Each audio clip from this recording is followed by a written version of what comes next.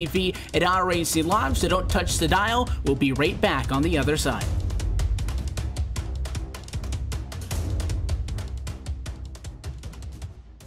The NASCAR PEAK Antifreeze Series, powered by iRacing, is the premier NASCAR eSport series featuring the cars and tracks from the Monster Energy NASCAR Cup Series.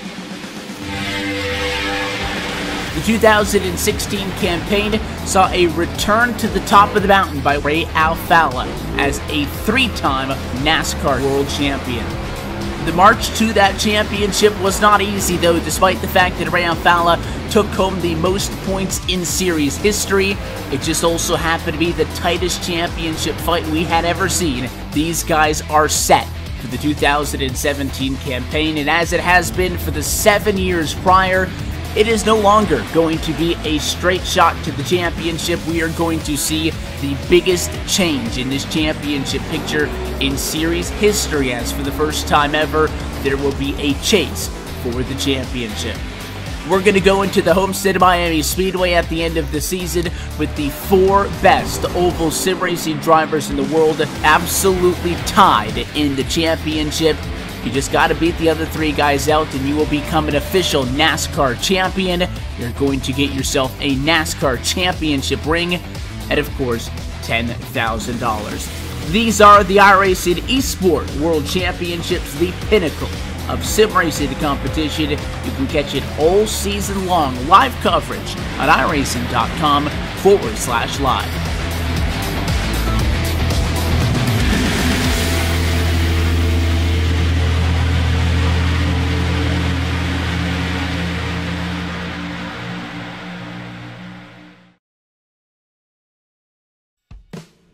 As the NASCAR PEAK Antifreeze Series, powered by iRacing, headed into its first ever playoff bout this past week from the Darlington Raceway, it was none other than 3-time and defending series champion Alfalla, who picked up not only his 3rd career win from the Lady in Black and 3rd on the season, but this win most importantly locks him into round 2 of the playoffs, which for the first time in series history will be a 4-driver winner-take-all finale from Homestead Miami next month. The series now transitions into the 14th race on the year and the second of 3 in round 1 of the playoffs from Chicagoland Speedway, with the remaining 7 championship contenders vying for the remaining 3 transfer spots that stand between them and a shot at sim racing's grandest of titles. Rookies Ryan Luza, Bobby Zalenski, and Logan Clampett sit above the cut line, whereas Zach Novak, Cody Vincent, Marcus Richardson, and Christian Challenger look to either points or win their way in the next 2 rounds. You can catch the next race of the NASCAR PEAK Antifreeze Series, powered by iRacing playoffs, this coming September the 12th, and every race on the road to Homestead on RaceSpotTV and iRacing.com/live.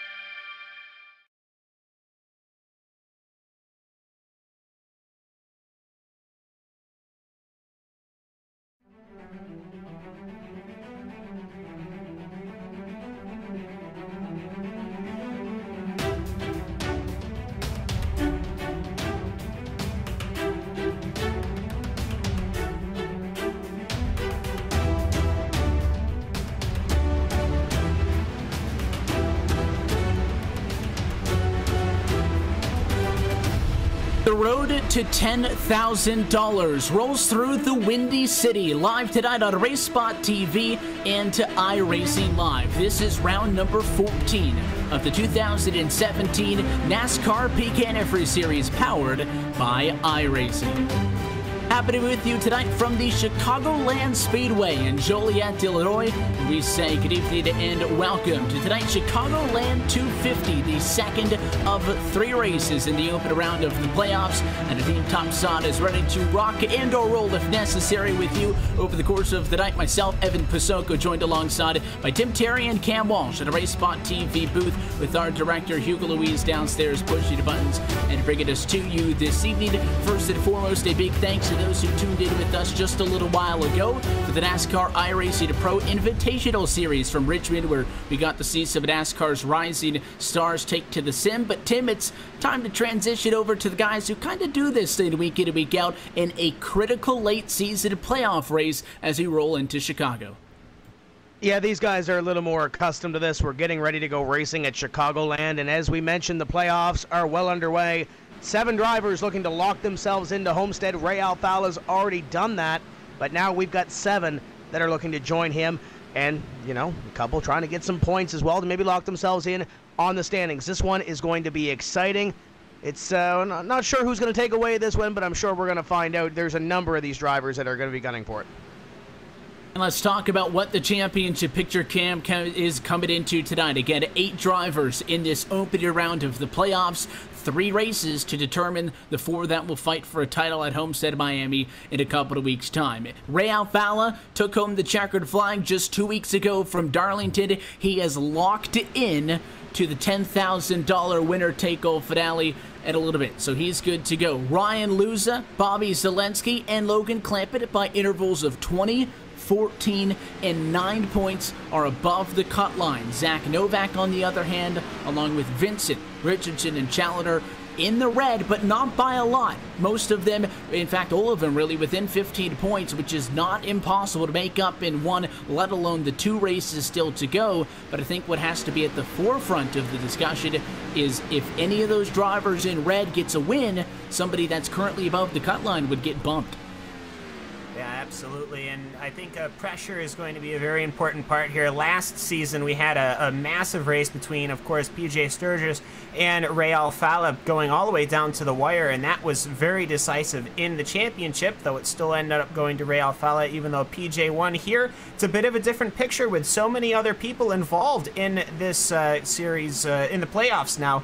And the points obviously going to be so very tight after only 1 round, but a couple of bad races and you can quickly find yourself out of the playoffs and outside of Homestead looking in. And again, we come into this, the second race on this round of the playoffs. Things will also continue regardless of the results here tonight to the decided race at Dover in 2 weeks' time on the 26th. That one going to be a 200-lap event to close out these playoffs. Ray Alfalla is not here with us tonight, obviously located down in Florida, and with the hurricane just passing through, Ray is not in the race tonight, so I think it's extra helpful that he was able to get that checkered flag as of 2 weeks to go. He will be okay, and I believe that although the conventional ruling does say in the chase and the playoff rules that if you do win, you need to attend all the races, I believe that Ray Alfalla will be okay, circumstances considered. And what we talk about this race, drivers right now warming up to 5 minutes until we go trackside. Luza, somebody who right now is at a pretty good spot. He's fastest on the speed charts. But when you look at those drivers in the playoff contention, Logan Clampett sits 4th per se in that little standings of 8. He qualified P2 tonight. He's going to start on the outside of another driver that is also in that playoff contention. It's Zach Novak. So you have 2 drivers up at the front of the field that are trying to lock themselves into Homestead via a win and not necessarily having to worry about points. They're up top right now. Had an opportunity a little bit earlier on today to chat with Logan Clampett. He comes into tonight at the very last transfer spot on that playoff bubble. Coming into tonight 9 points ahead of Zach Novak for 4th in the championship. Here's what he had to say about tonight's race from Chicagoland Speedway. And we're here with Logan Clampett. Logan, you guys are coming off of a good result to open up the playoffs just 2 weeks ago from the Darlington Raceway. You guys are headed into tonight in that final transfer spot. I know that still 2 races to go to determine if you guys can hang on to those top 4, but you come into tonight 9 points ahead of Zach Novak for that 4th and final spot in the points. Where's the confidence level for you guys right now? We're pretty confident heading into especially this race. Chicago has always been one of my favorite tracks on the service, and I feel like our setup is really good for tonight, so I'm hoping to come out on top to just try and get myself locked in, but if not, just hoping for some top 5s to finish the night and hopefully come out ahead of Novak or Bobby or whoever and try and stay above 5th and try and stay above, you know, 4th, 3rd, 2nd. And when you guys come into tonight and talking about the stats, you guys sit without a win so far this season. Everybody in front of you with the points has a win, and Zach Novak behind you in the points does as well. A win would give you that golden ticket straight to Homestead like Ray Alfalla got 2 weeks ago. Because you guys have had the good results, in fact, you with 6 top 5s this year is more than both Zalenski and Novak, who are above and below you in the points. Because of the way this season has gone for you, do you think that you guys are going to be focusing on, as you mentioned, the top 5s and trying to point your way in? Or would you be open to taking a gamble, maybe going for a win at a racetrack like Chicago tonight that you noted you're a fan of? You obviously don't want to gamble too much because it could cost you, you know, maybe a top 5 position or something. So you got to kind of be careful at the same time, trying to gamble, maybe like, you know, short pit a couple laps or wait a couple more laps to pit after everyone else, or just it all depends. Just but for now we're gonna try and go for top 5s, and we'll see where we're at the end of the race, and maybe we'll try and gamble. But if we're in a must-win situation for Dover, then we'll definitely gamble there and try and get ourselves a win and try and get into the top 4. And as well, coming into this one, we're on a brand new iRacing build. This isn't something that you guys aren't familiar with. It's something that we have to adapt to in this series throughout the course of the year. But a big change that came in that new build last week was a modification to iRacing's dynamic track surface, which a lot of people are saying is going to make quite the difference. How much testing have you guys done with that, and what do you think that's going to change in this week's race as opposed to what we saw 2 weeks ago? There's not much testing you can do in like a single car test session, hosted session or whatever while you're testing with your team, but I did the A Open last night, and it definitely has an effect, especially on, you know, half the field size of the NPAS race. So it'll definitely be interesting tonight how the dynamic tracks will play out, and hopefully it won't be too bad, but we'll just see if our setup will be in favor for it, and hopefully we'll be pretty good for tonight. Well, you guys are sitting to where you want to be at the moment, and that is inside of the top 4 logo. We'll let you get out of here. Best of luck tonight. Thank you. So that's what Logan DeClampett had to say a little bit earlier tonight, just a minute away. And one thing that we brought up in that I think we need to touch on, Tim, is this new iRacing build. It's something that happens throughout the year on a scheduled basis, and these drivers are used to adapting to that. But it was a pretty big change just 1 week ago with iRacing updating its dynamic track surfaces. It, according to many drivers, puts a lot more wear on the track, and you're going to see that line working over the course of the race, maybe offering up a lot more multi-groove racing. So a lot of testing has gone into figuring that out over the last couple of days too. And you mentioned that testing and mentioned the time. These teams and these drivers that put in the most testing and learned the most here in the last 7 days or so might end up near the front of the field. That's usually how it works in stock car racing, whatever level that you're at. And we'll see what happens here as these guys get the checkered flag on the happy hour session. We're getting ready to go racing at Chicagoland. Warm-up session drawing to a close, and we are set to go racing for 167 laps. That'll equate to 250 miles over the course of the night. It is the third to last race already on this 2017 campaign, and as we stressed to you 2 weeks ago at Darlington, in what I thought was the most critical race in series history, being the first of the playoffs, now that we have a little bit of an idea of our championship picture, and one of the 4 slots has been filled up, that means only 3 more drivers have an opportunity to punch that golden ticket to Homestead, and we will see if somebody on the playoff grid is able to do it here tonight from Chicago. So let's go Trackside and take a look at your RaceSpotTV starting grid for round number 14 of the season. Zach Novak going to qualify on pole, despite the fact that he was 34th in the warm-up. His 28.399 was by far and large the best time at qualifying, and he will start from pole position tonight, and he will be joined by Logan Clampett on the front row. Dylan Duvall will start tonight in 3rd position, with Derek Bordeaux rolling off at a P4. Just behind them, Cody Bias is 5th. There's another championship contender in Ryan Luza rolling off 6th. Kenny Humpy 7th. 8th is Blake Reynolds. Bobby Zalenski trying to wrap up a win in 9th.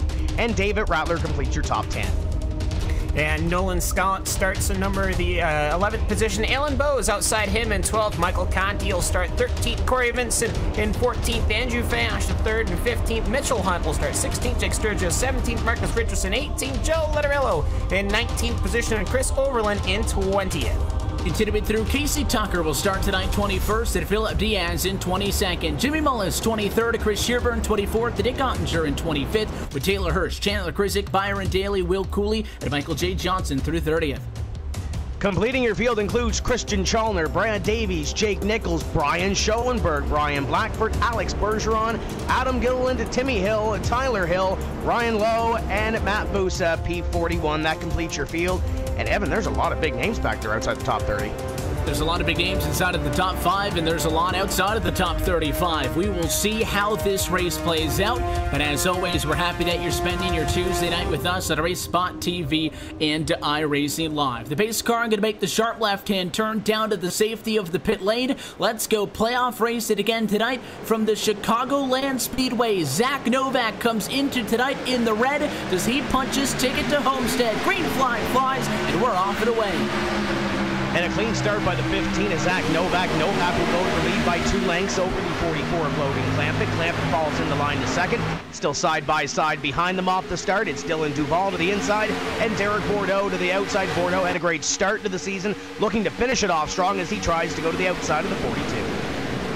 And he does ride that outside line down in quarters 3 and 4. The 42, though, going to get an upper hand as these guys almost all the way down on the throttle for this first time around the racetrack. And Duval going to be able to get that spot at the line, interject Ryan Luza into the fight. He'll go to the inside and get the 04 as well. So Derek Bordeaux, instead of picking up a spot, will drop 2 in that exchange. And he's not clear yet. Cody Bias peeking to the inside, not going to happen that time.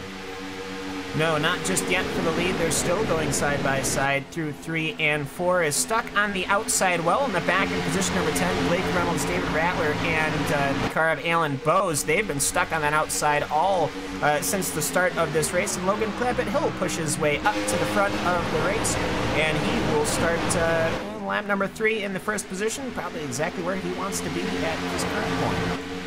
Drivers who run 1-2 right now, 4th and 5th now in the championship, respectively speaking. Could be a big difference between if either or of those drivers parks in a victory lane. Sure, points are good for either or of them, but Zach Novak needs to find a little bit extra, pick up maybe 9 points. It's the deficit that he sits at into tonight. If you're not already familiar with the drivers battling in this NASCAR Peak Antifreeze Series playoff, not only are they going to have that blue Peak windshield banner on the front of their cars, but their name is also going to be blue at the top of your screen, so you can follow those championship competitors over the course of tonight. Right now, 1 and 2 drivers battling for that title.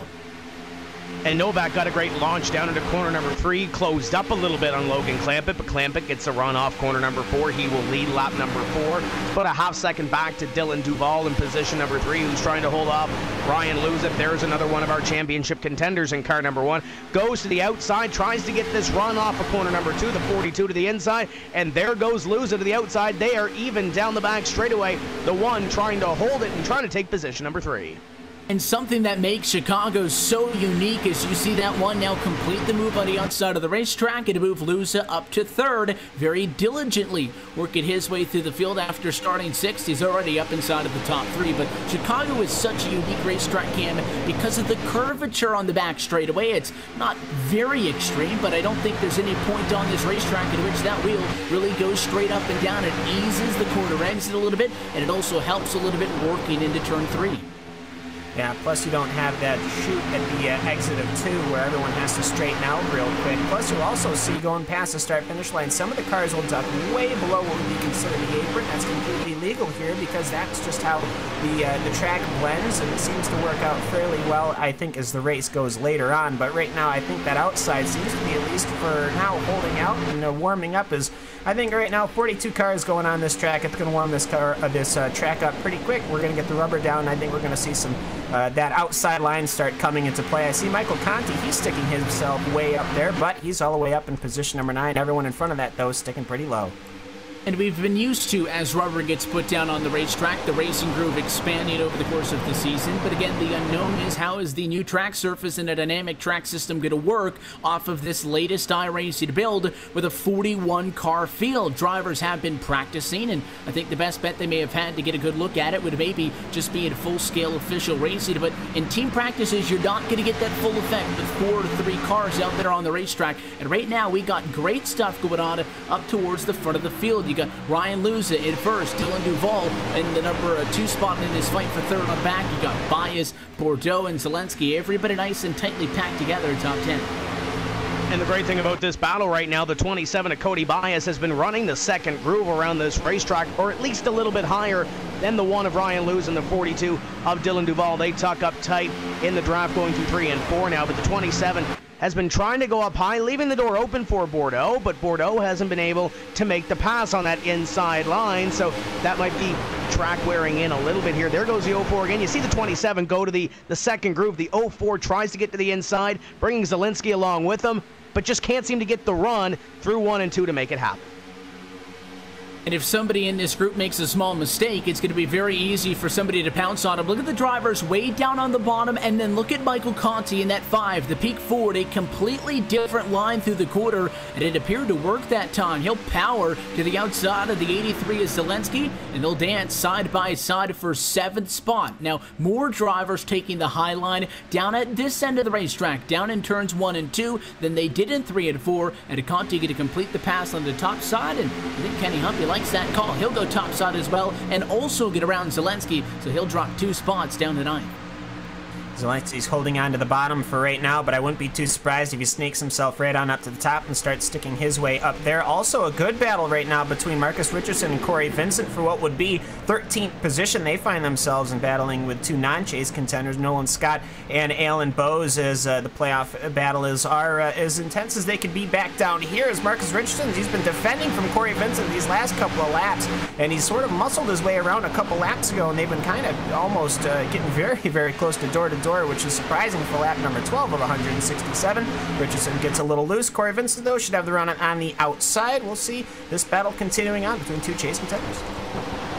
And obviously, wherever they are in the field, any fight going to be critical. Obviously, we do have, 41 drivers who started this race running on the lead lap at the moment. It has been a very clean and green start so far from the Chicagoland Speedway. Just an update on the top 2. They are about a second in front of the group of Luza, Duval, and Friends, 3rd, 4th on the back, but Novak is keeping Clampett honest. Up at the front of the field, it's only about a 4-car length difference between those 2. Again, Clampett took the race lead over just at lap number 3.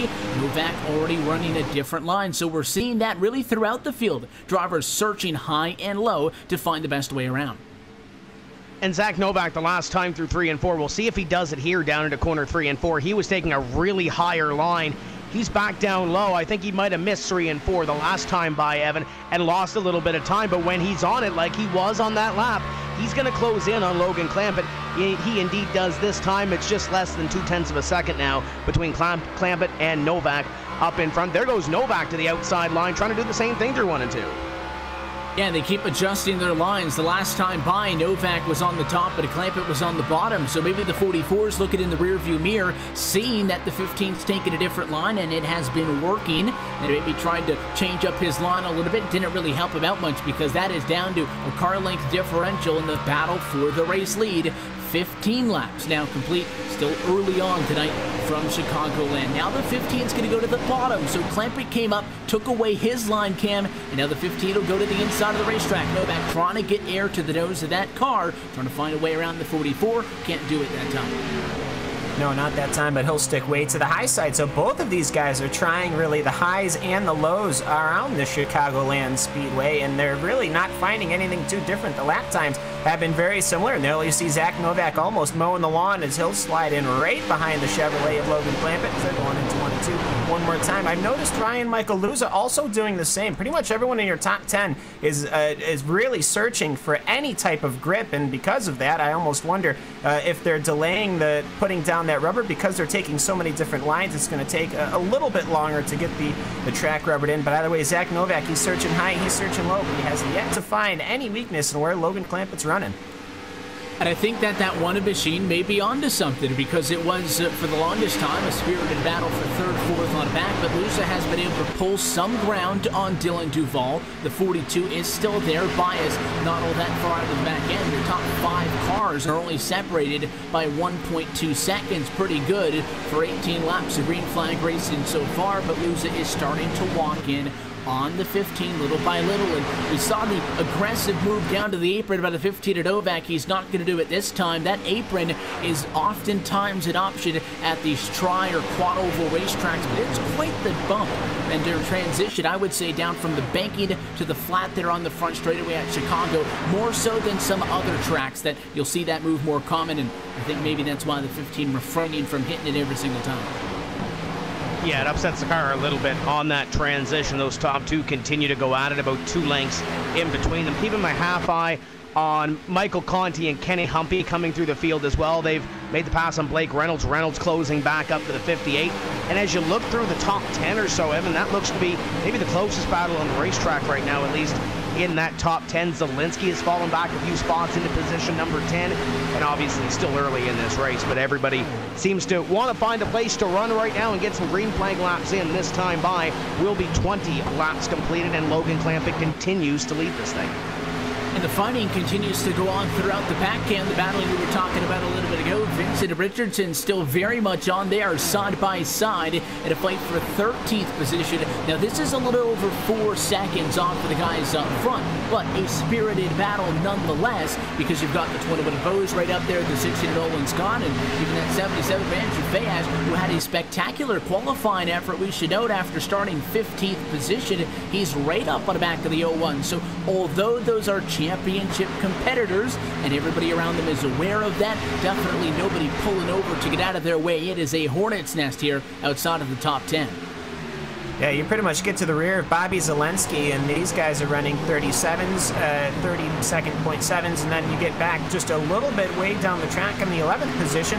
Lap times are coming in just a little bit slower, almost peaking into the point 8s, and these guys, they get a little single file through the back stretch, and then they go right back into swarming. You'll see people picking high and low, and it's only going to be a matter of time before one of these times they try to get single file and find that they're actually door-to-door. Richardson comes right on up, tries to pinch off Alan Bose, but doesn't work here, as the battle's continuing to keep on going back here. I also see Joe Letterello, Chris Overland side by side. It's actually really a 2x2 between Nick Ottinger and Jake Sturgis as well. So battling going on all throughout the Chicagoland Speedway track outside the top 10.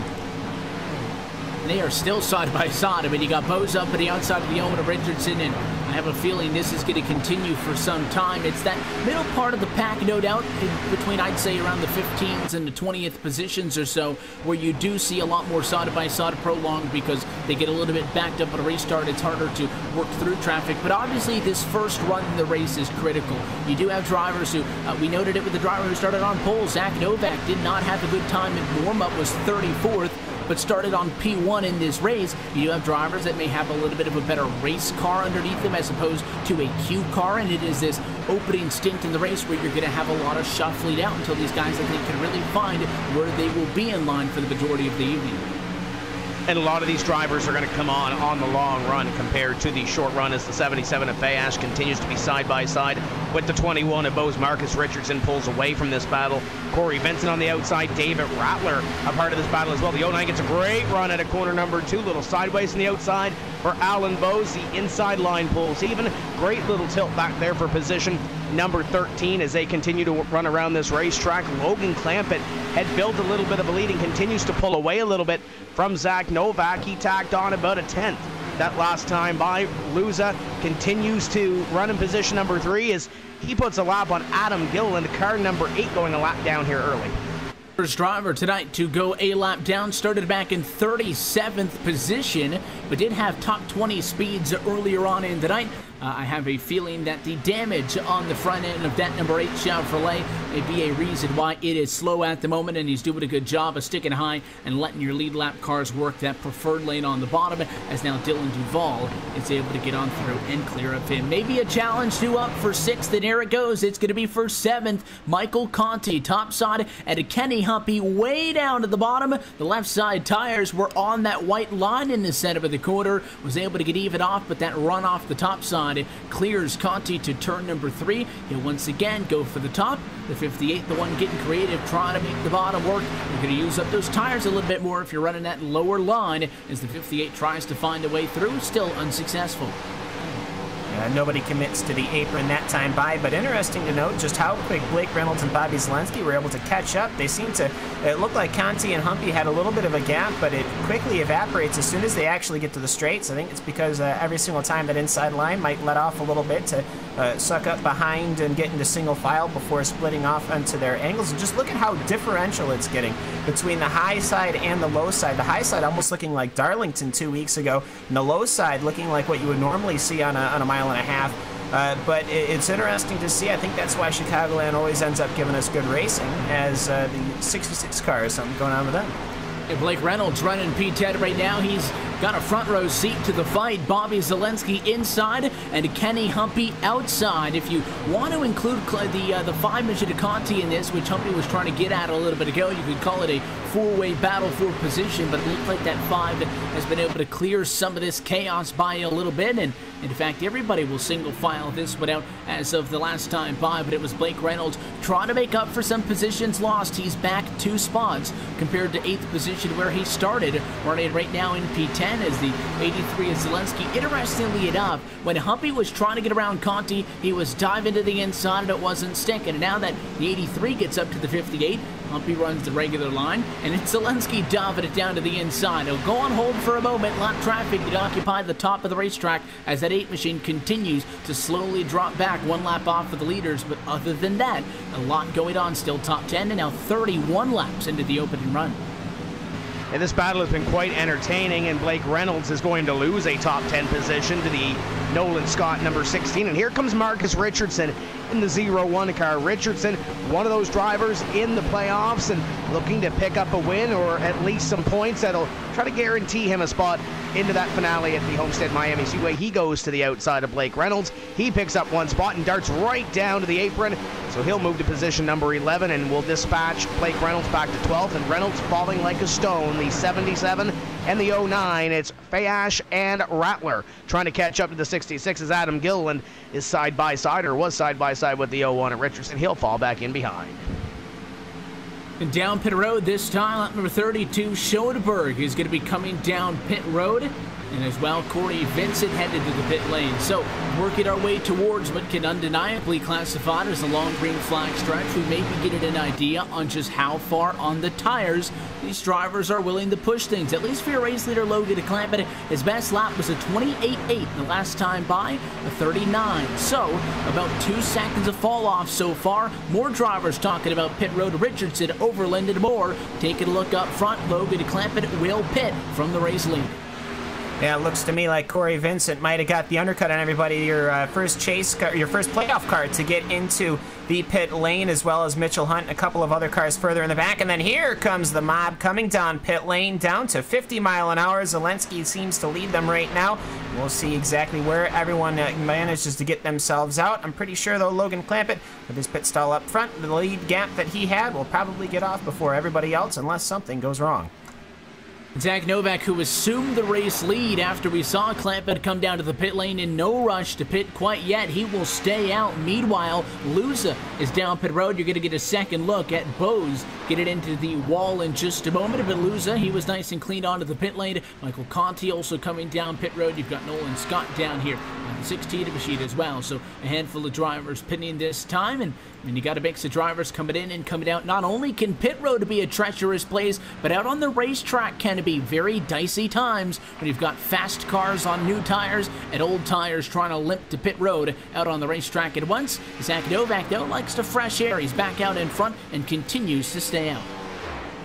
Yeah, the top 3 stay out on the racetrack. Bias, Duval, and Kenny Humpy. Some of the teammates also staying out on the racetrack. And we'll see what plays out with this strategy. But the last 10 laps or so before Clampett came down pit road, it looked like he was the class of the field compared to Novak and some of those behind. He was pulling away from the rest of the field, and especially Novak up in front, had the gap to almost a second before he peeled onto pit road. Novak stays out on the racetrack. Cody Bias, Dylan Duval, some of those, the team drivers, going to stay on the racetrack as well, trying to extend this run.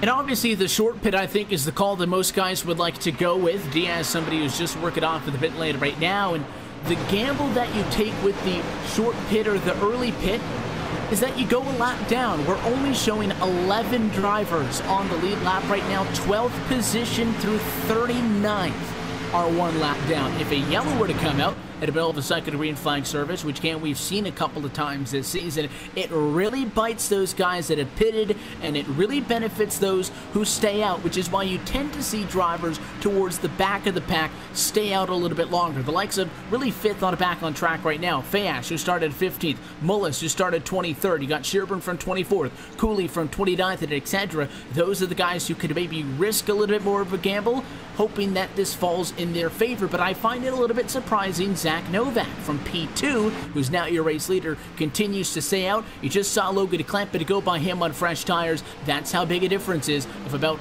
30 lap old tires. Yeah, I mean, I don't quite understand it unless he's depending on a caution or alternatively running to a fuel number, which is the likely story. But Logan Clampett, he's just unlapped himself, and well, it's when you're only running 30-second laps and you're running 3 seconds a lap, you don't need to be a mathematician to figure out it's not going to be very long before Logan Clampett starts catching him. And you can already see he's already left him in the dust. A 29.3 that last time by for Clampett. Meanwhile, a 31.2 for Zach Novak. So I'm sure Novak is running to a fuel number. I mean, he must be at this point trying to maybe eliminate a pit stop, or at least allowing himself some comfort further down the road. Cody Bias over the radio this time says that he will be coming down pit road. Dylan Duvall agrees with the call, so 2nd and 3rd are going to come down pit road. Novak continues to stay out. Chris Shearburn says also he will be pitting. Looks like Fayash will stay out at least one more time around. Kenny Humpy is going to come down to the pit lane, and it is a relatively quick cycle of green flag service we are getting through. We didn't see anybody down pit road as of 10 laps ago, and now we're down to maybe just a handful who have yet to pit. And just as I say that, Zach Novak cues up on the radio, tells the team that he is headed down pit road at lap number 41. In comparison, Logan Clampett pitted for the race lead 8 laps ago at lap 33. So the 15 car will peel on to pit road. Andrew Fayash, the 3rd, will stay out on the racetrack, should be your leader this time and pick up that point for leading a lap. Jimmy Mullis was also on the racetrack, but he will head down to pit road to get service on his car. So it looks like, for the most part, this cycle of green flag pit stops really coming around. Fayash still on the racetrack. We should see him down this time by, which should put the lead close to it being back to Logan Clampett in the 44 scored that last time by, in position number 4, 17 seconds behind your leader, Fayash. So let's watch as Zach Novak comes out of the pit lane and kind of spot him with Logan Clampett. Logan Clampett already headed down the back straightaway. The number 15 to machine just now exiting through quarters 1 and 2. And you're talking about 2 seconds per lap or so. Fayash is in as well, which may complete almost all of our pit cycles, maybe with the exception of the 12 of Bergeron, who is going to assume the race lead, and Logan Clampett is going to be back up to 2nd as of this time by. So almost full circle in this one, and it is that 44 Chevrolet back out in front. But even Clampett, look at the 48 coming up on him, and Chandler Krizik. Even the 44, your race leader, slower than drivers who just recently pitted. So the flip side of the staying out strategy is you're going to lose a lot of time to begin with, but you'll be faster on the end of the long run. We'll see if that maybe plays a factor later on, or if maybe Novak's got a different number of how many times he wants to head down pit road in the back of his mind. We're clean and green through quarter distance. Yeah, but we almost had something interesting to note. Alex Bergeron, I believe he tried to make it to pit lane, but unfortunately so many fast cars were on his inside. He tried to slow up. He actually topped the outside wall. I think he's going to have to go around one more time before he finds himself in pit lane. But either way, yeah, look at how loose Alex Bergeron's number 12 is getting. He's actually staying out still, but the rears are starting to get mighty loose on that number 12 machine, while cars are absolutely zipping by. He's running 32s. Everyone else is running 29.8s. He has obviously found the consistency up front, and again, just for comparison's sake, Zach Novak is now 25th position on the racetrack, the driver who started this race on the pole position. That puts him 16 seconds behind Logan Clampett. Sure, Clampett was in front of him, Tim, before the pit stops began, but it was maybe a couple of tenths. So that just goes to show you how big of a difference 8 laps could be in a pit strategy, and 16 seconds does basically work out to those 2 seconds per lap that we were kind of alluding to. And as Logan Clampett makes his way around here, the last time by for Clampett at 29.98, Novak was a 29.62. So yes, he is making up some time, but maybe not as much as he might have thought he was going to be making up as he battles side by side with car number 39, a Michael Johnson. Johnson on the lead lap. That is for position, and it's for about 23rd place or so as Zach Novak works his way underneath. So Logan Clampett is still your leader. This time by, Zach Novak will come across the stripe, albeit he was in traffic. It was a 29.67 by the looks of it on the lap time. Logan Clampett up in front with a 30.1. So yes, a little bit faster, but not necessarily as fast as one would think. So if this thing goes green the rest of the way, does maybe Logan Clampett have to make one more pit stop? Maybe they can eliminate one pit stop on Novak's strategy. That's why we're up here, I guess, and not on the pit box, right?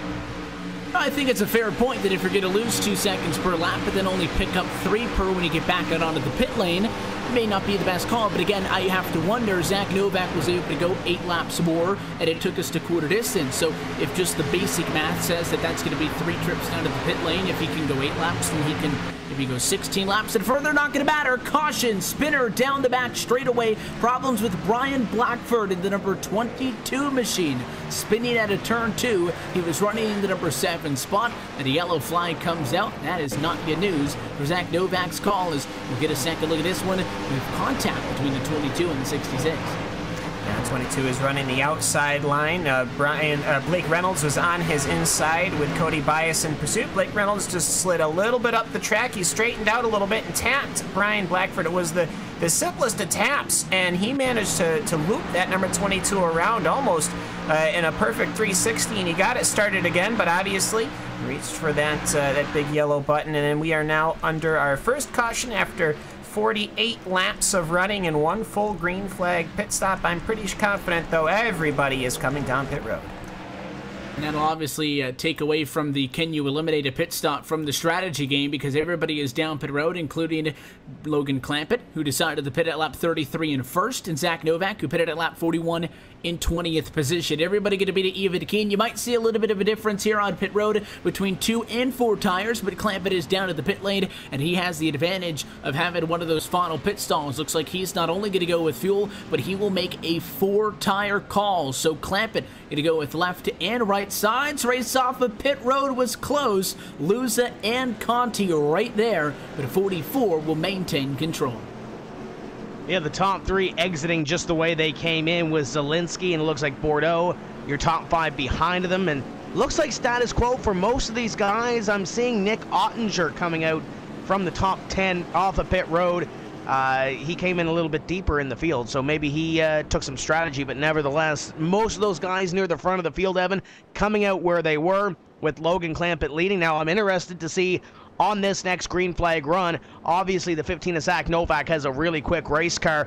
They waited a little while longer. Maybe they were thinking of a green flag run coming through, and maybe the strategy working out.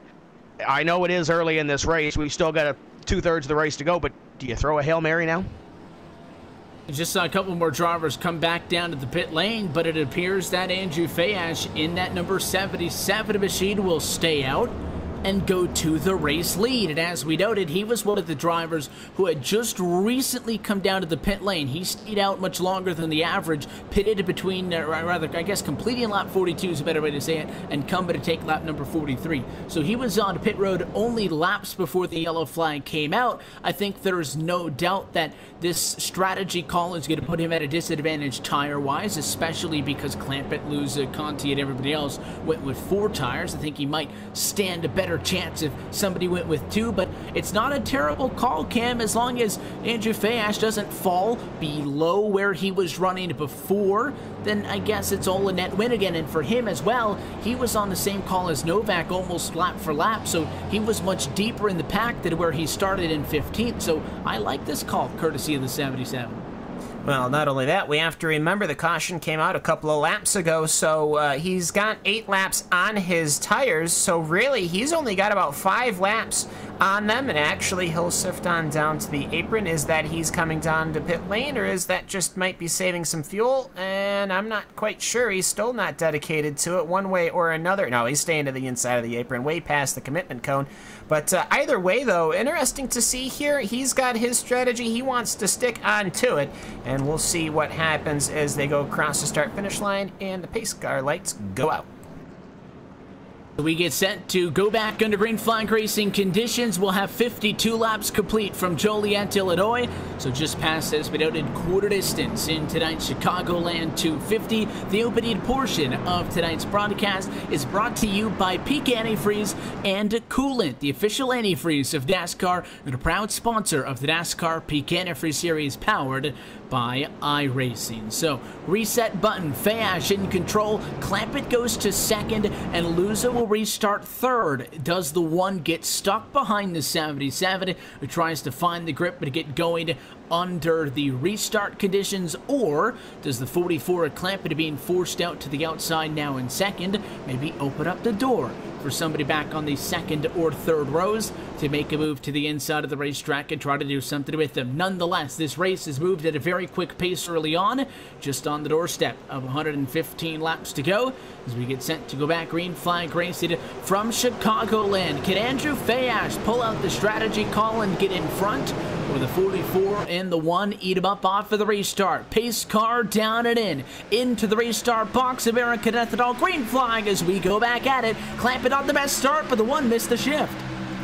Yeah, the 1 car falling like a stone on the inside. Zalenski after the line goes to the inside. We're 3 wide down into corner number 1. Zalenski trying to make it happen, but Luza will get the run in the middle lane. Bordeaux falls out, and up in front, Fayash goes high.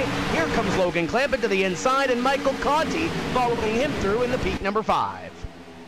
So Clampett is going to end up in front of it all, but it was the 5 of Conti who was able to get around Luza. Now we watch how far does the 77 drop back like a fish out of water. They are only 8-lap-old tires, to be fair, but they are still old tires. Zalenski going to get by. The 04 of Bordeaux to the inside. Here comes Richardson. Here comes Vincent, and it is going to be a freight train on that inside.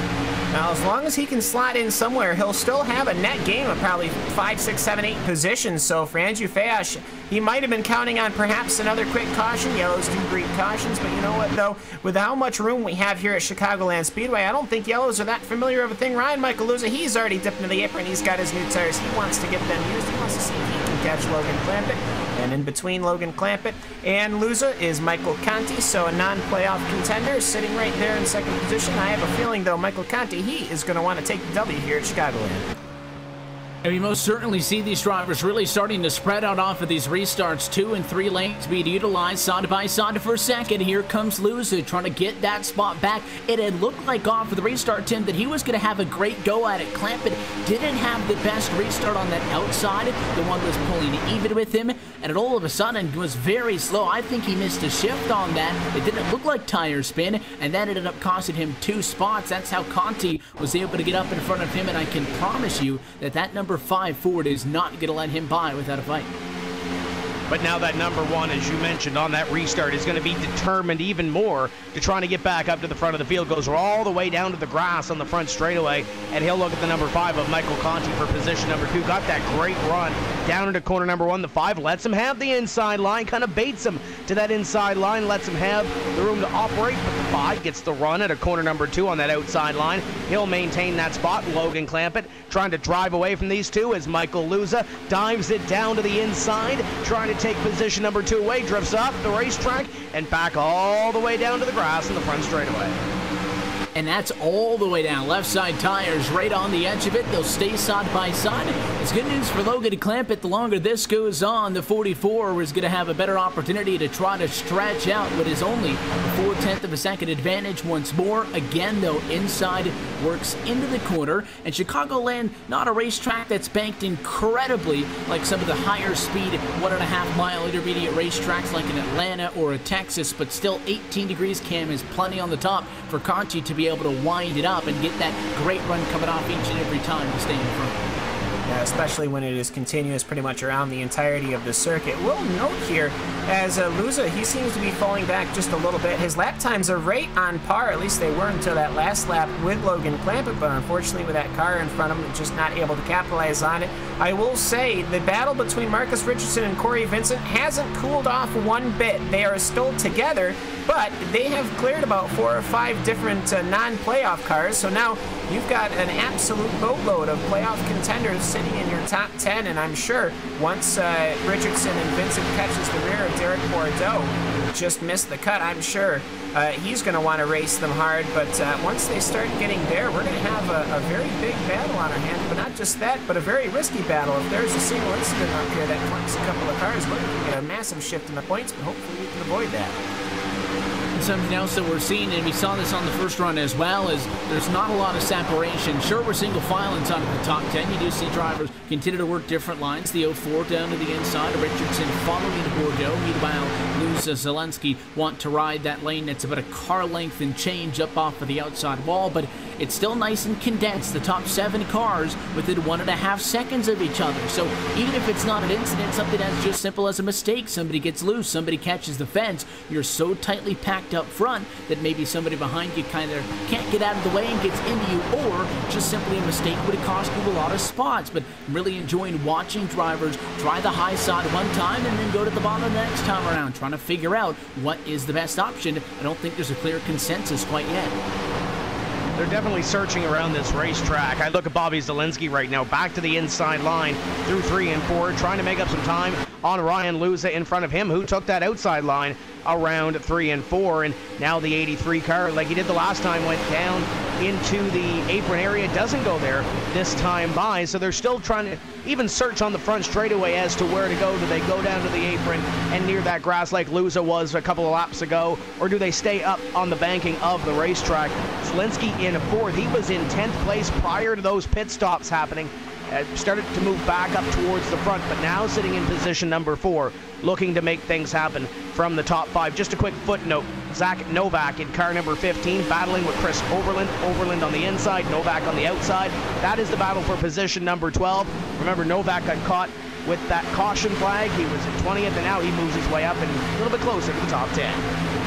And you're able to get a second look at that restart off of the perspective of the water machine to lose, so you can see just how slow he got all of a sudden, and he had a driver go to his inside and do his outside. That's what has him in 3rd at the moment, and he was able to pick up a spot from Fash off of that, no doubt, but the biggest thing that hurt him again is just the 5 and 1 got a jump on him. Since that point, he hasn't been able to quite get back to Conti to be able to get around him, and the Fast Track Sims machine is now migrated up to that outside line down in corners 1 and 2, as the 5 has been, and maybe following the 5 as opposed to taking that aggressive line down low. But even at this end of the racetrack, they are closing the distance to Logan Clampett. Is it a matter of commitment? Because the 5 and the 1 a lot closer to that fence can the last time in 3 and 4, and it appeared to gain over about a car length or so. Yeah, not only that, though, I see that Bordeaux and Richardson constantly dipping all the way down to the bottom. I almost wonder now if the guys are staying to the high side, not necessarily just because it's the fastest way around the circuit, but because it's the most efficient way to treat the tires, perhaps. As I think the inside line is slightly faster, but I think it's much more aggressive on the tires, much as we were talking about with the apron. Taylor Hurst, he's going way down to the apron, but meanwhile, though, sitting right on the rear of Logan Clampett is Michael Conti and Ryan Michaeluza, everybody catching each other up. I could have sworn Logan Clampett would have been gone there, but no, Michael Conti and Luza catching them on up, Evan, as they go down the backstretch into 3 and 4. They've been inching up to him, and now they are there, but they have caught the 44 by riding this top side of the racetrack. They're going to have to deviate from that, make the bottom work, because I highly doubt that that 44 is going to pull out of the way and say, go ahead, take the preferred line up top. So Conti gets to the bumper, but again, is going to have to decide how he wants to approach this. Does he dive to the inside early, maybe try to slide up in front of the 44, or would he even try to work his way to the outside of the 44? Clampett is running the outside, but he's not right up against it. You can see there is some space there in the setup of the turn. If the 5 really wanted to get after it, and if he got a really good run off of the corner, might be able to force the issue. He looks to the inside, doesn't commit to the bottom, still tracing the 44 step for step. And the 5 of Conti and the 1 of Luza, for that matter, got that great run at a corner number 4 and went to the inside and committed pretty much to that white line. Logan Clampett let him have about a little peek, let's say, to that inside line and finally slammed the door near the start-finish line. So I think if Michael Conti and Ryan Luza are going to be able to make a move, Evan, it's going to be here at a corner number 4. Not this time. They don't have that space in between them. But I think if the 5 of Conti wants to make the move, it's got to be out of the corner and then dart down to that inside line and either hope that car sticks on the inside line to make the pass and get enough momentum, or something else to happen with that 44. Here comes the 1, though, on the inside. Ryan Luza flashed the nose to the inside of the left rear quarter of car number 5 of Conti. Couldn't do anything, and as they battle a little bit, it lets Logan Clampett get out by a car length. And you're going to see that constant tug of war. The 5's going to gain a little bit, then he'll lose a little bit the next time by. The key, I think, for both of these drivers might actually be Ryan Luza running in 3rd. If he gets tired of sitting behind the 5, and you have to assume that Conti is a little bit quicker than Clampett, when you start to see a line of cars form up, it tends to be that the lead car is just a little bit slower than the drivers behind him. Case in point, Marcus Richardson and Bobby Zalenski are about to battle for the race lead. So there goes that one to the inside. I'm thinking if Luza gets tired of waiting on the 5, if they start fighting for second, that is going to do neither of them a favor unless he quickly and cleanly executes a move on the 5 of Michael Conti. Conti not willing to budge, though, from that outside of the racetrack, and I think that Luza struggling to get around the 5 on the bottom cam is a perfect example of what would happen to Conti if he tried that same thing on the 44, hence his staying up top. Yeah, it's almost as if Luza is going to have to wait for Richardson to catch on up to allow Richardson, if he dedicates himself to the bottom, to really try. Luza absolutely going at it. He's trying everything, going all the way down to the grass, but no, absolutely nothing in it, because Conti, I think he has that high side as we're talking about, and he's pretty comfortable up there. So for Clampett, I think very much much needed relief for him. The dots in his mirror getting ever smaller, and that's what he wants to see. But for Luza, I think he might actually have a chance here as they go into 3. And Luza's going to get an opportunity. He'll be about a quarter of a car length shy. And again, the banking topside allows Conti to wind it up and get a run down the straightaway. And he'll go from nearly being cleared to nearly clearing the 1 of Luza, none of which got him away from the 1. They will stay side by side. And just to what I was talking about a few laps ago, Tim, there goes Logan Clampett setting sail back to a rather comfortable 4/10 of a second margin, which is the largest his gap has been since the restart. And Marcus Richardson wants to be a part of this battle as well. He goes to the middle lane, per se, as Michael Conti will clear those 2, and Marcus Richardson going to follow him through on the outside line. It's going to dispatch Ryan Luza back to position number 4, and he's going to have to try to stop the bleeding, per se, here, because here comes Bobby Zalenski. Derek Bordeaux is there as well. Meanwhile, the 01 car of Richardson looked to the inside of Conti at a corner number 2 that time. Nothing doing there. The 01 car will pitch it back into the inside. They'll be side by side for second as Logan Clampett begins to inch away once again as they come out of corner number 4. The 01 is there on the 5. And Richardson, I think, was just able to take advantage of Luza really working hard on the bottom of the racetrack to get up and get around him. But is he going to make the exact same mistake by trying to get around Michael Conti the exact same way? He goes to the inside. They will fight side by side. I expect it to continue for a couple of laps. And if that one machine just stays up top, fills in the void left by the 01 diving low, then Luza might end up just getting that spot back. But anytime you go side by side, you're slowing yourself down. First it was Richardson who caught up to what was at first only a 2-car battle between Conti and Luza. Now on top of that, Bobby Zalenski creeping into the picture. The 04 of Derek Bordeaux, and the longer this goes on, the higher that number's going to get. Yeah, almost 0.6 of a second a gap already. One Chevrolet leading 6-4. It says Marcus Richardson. He's sticking to the inside. He's trying to do what Luza did, and I almost wonder perhaps if Luza started realizing he's using those tires up quite a bit. Michael Conti is able to defend that position. Actually, Marcus Richardson, he is able to get on by, though Michael Conti is pulling alongside, taking away that outside line going into corner number 1, as the 01, though, should be able to perhaps complete the pass coming off of corner number 2. But meanwhile, though, I have to point out the number 74 car of Taylor Hurst. He has managed to catch the front 6 cars. He was in that pack way in the distance with Zach Novak, and he's managed over the last couple of laps to catch this group, so now it is a 7-car battle. And you can see by the telemetry up on the top of your screen as well, by just watching these shots by those blue windshield banners, 3 of these drivers competing in the NASCAR Peak Antifreeze Series playoff. You got the 01 Michigan Marcus Richardson came into tonight 12 points below the cut line. Ryan Luza came into tonight 20 points to the good, the highest driver on points, second overall. And then Bobby Zalenski third in the points. He's 14 to the good. But again, all of that's behind Logan Clampett. He is now 9/10 of a second in front. Only 5 minutes to go. It almost looked all but sure that he was going to get passed up by not 1, but maybe 2 of the cars now battling back here. All of a sudden, he's a second down in front. But Richardson has been able to clear Luza. He's got clean air for P2. And now we have to keep an eye on the intervals to see if he's still got enough in those tires after fighting for almost 10 laps to try to now reel the 44 back in. And as Conti worked the inside of the one of Luza, it looked like Richardson beginning to inch away from this battle. The 83 of Zalenski gets a great run at a corner number 4. He'll point the 83 to the inside of Michael Conti's number 5 machine, and they'll once again see Marcus Richardson get a little bit smaller in the windshield as he tries to track down Logan Clampett. Car number 83, though, is Zalenski, is the driver that is on the move. Dispatches Conti back 1, and we'll see if he can get a run here on Ryan Luza down into corners number 3 and 4. That 83 cars look pretty stout the last couple laps.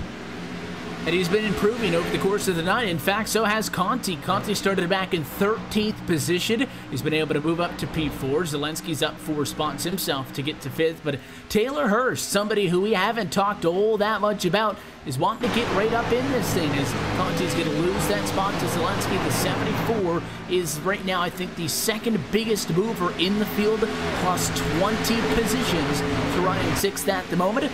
All of this may have to be on hold, though. Drivers starting to chat on the radio about coming down pit road. Clampett pitted early on that first incident, benefited him. He will not commit to pitting that time by, but we're right on the edge of a second round of green flag service. Yeah, and it's actually started the 01 car, Marcus Richardson. He has pulled onto pit lane, and nobody has joined him. The entire field is elected to not come in here on lap number 82, but Marcus Richardson, he'll come in early. He'll get those tires, he'll get that fuel, and we'll see exactly how 4 brand new Goodyear Eagles can rip through this field, almost like a different classification of car, though. I wouldn't be too surprised if we don't see having a group of other takers as we are starting another round of green flag pit stop. This is a good thing to see here. We actually had a great green flag run going until we had that caution. As we can see, though, 1 lap down goes Marcus Richardson. And that caution came not really during the cycle. There were still some drivers who got caught off on it a little bit. They weren't able to really work their way back up to the field after having just pitted. But it really wasn't an incident caused by drivers on old tires and fresh tires getting together, more or less a racing deal. So we got through that treacherous first cycle. Do we get it again successfully? The guys up front, at least right now, the top 5, still not committed to coming down to the pit lane. Clampett, Luza, Zalenski, Conti, and Hurst. 1, 2, 3, 4, and 5, and they're relatively tight together, all single file though, so once one of them makes the call to come down to the pit lane, the rest of them can jump on it too. Here's a note for your notebook. Zach Novak just came down pit road. The window is pretty much just open now with Richardson and Novak coming down. Novak was 8th prior to that window opening. He comes down pit road. He was one of the last to come down pit road on that green flag run before the caution flag flew. And there's the caution flag again, so it looks like it's going to bite him again. Yeah, well, the staying out on the last one really didn't help him all that much, so he figured he'll change up the strategy and short pit this time, and that didn't help him much either. Yellow flag is out at its issues with the 06 machine. Byron Daly, second yellow on the night, right at the start.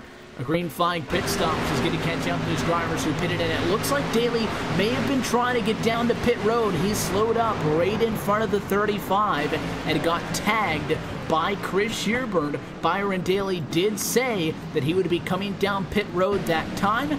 Either the memo wasn't translated to the driver behind him, or that driver was a little bit surprised that the 06 was still up above the white line. Yeah, I think it's he followed a very normal pit entry. I don't think really they go down any earlier than that. If anything, he went down a little early because he wanted to get out of that pack. Chris Sherburne just either didn't get the memo, didn't see, just as you were saying. Christian Chandler, he was also involved in that one just a bit, managed to pick up some left side damage on that number 78 Chevrolet. Though I have to say, Sherburne's car, though, definitely going to be worse for wear. When you strike an object going about 10, 20 mile an hour faster, it's going to do some damage, so Sherburne's going to need to get his car fixed up as well. So we're seeing cars that were already on pit lane, and now you've got the rest of the field that is going to be coming in, though. It's so, well, I hate to use the overused term, but this kind of, well, really does change everything, Evan. And especially because it was such a limited number of drivers who pitted, they are really going to get caught out on this strategy. The majority of the field, though, had yet to commit to the pit stop, so we are back down pit road and led by Logan Clampett. We saw 4 tires, the call after that early caution flag in this race, and that was off of a very short run, so no doubt it's going to be 4 this time, but I think Ryan Luza going to win the race off of pit road. A stellar stop, and it beats the 44 to the line. And we saw on that last restart, now minus a little bobble on the restart by the one of Ryan Luza, he was really on it. So now he's going to have a little bit of track position by the looks of it over Logan Clampett. Michael Conti comes off 3rd, Zalenski in 4th, and Taylor Hurst in position number 5. And we touched on it a little bit earlier. Cam had said that 74 was coming to the front of the field, albeit not in playoff contention. We always have one that seems to steal a victory. You know, look at that Taylor Hurst car as somebody that could very well shine in the second half of this race. What we saw as well on the first time we came down to the pit lane under caution flying conditions was a couple of drivers who stayed out. Nick Ottinger did not pit the last time by, but he is headed down pit side this time through as well. You're also going to have a lot of drivers out on the racetrack who are looking for a wave by, that being drivers who had pitted. No need for them to come back down to the pit lane once more, but they are going to stay out here. They'll get in front of the leaders and they will get a wave by to get back to the lead lap, and that's quite the hefty number of cars. You've got Lowe, Daly, Bordeaux, Novak, Vincent, Schoenberg, Hill, Johnson, and Fayash all looking to get back to the lead lap. They would, all of those drivers who got caught out would get back to the lead lap, but they'll be then at the tail end of the line and on old tires. So it would be quite some time for them to be able to at least get back on the same page. They need a quick yellow to get tires again. Yeah, and it's a very tough position to find yourself in. The guys that had come in and then stayed out, and then were able to really did their pit stop in the lap before, you know, your Zach Novak, he's on the lead lap now, and so is most of the group, actually, pretty much everybody. But as we said, it's going to be a little tough. I actually wonder, I don't think anyone was really significantly impacted, I'd have to say, throughout this, because those guys had pitted right kind of at what would be considered to be the wrong moment. But if they... We have an opportunity to chat with Zach Novak on the radio. Zach, you got us? Yeah, I got you. Well, second caution on tonight. In the first one, it came out after you guys went deep into a run and then decided to pit. So this time you guys went with the short pit, and a yellow flag comes out once more, getting the wave by this time. Where does this put you guys? It's gonna put us way behind where we should be. This car is definitely one that can compete for the win. Just, you know, we keep getting caught on the wrong side of it, and it's really stressful, but we're going to come back from this. We got 80 laps to, you know, make something happen, so hopefully you can expect us up at the front at the end of this thing. We know the car's fast. Is it going to be a struggle getting through traffic, or do you feel like the top and the outside gives enough options for you? I think we'll be okay. It'll take a little bit longer than last time, but we restarted 28th or so last caution, and we were up in the top 10 within, you know, halfway through. So I think we'll be good. Just gonna be a struggle getting through the field towards the back at least. Looks like you guys will be 33 for this one. Let you get back to the team radio. Best of luck. Thank you. And that's some insight with the driver of the number 15 to be seen. Zach Novak again caught out on that strategy. One of just about 10 or so drivers who had already pitted before the yellow. He is going to be way back after starting on a pole position. And if he cannot figure this thing out, it's going to be a rough night for him in the playoff picture. Up front, though, smooth sailing for Ryan Luza and Logan Clampett. They're on the front row, and they're coming to get back underway. 90 laps complete from Chicago as the one gets out in front.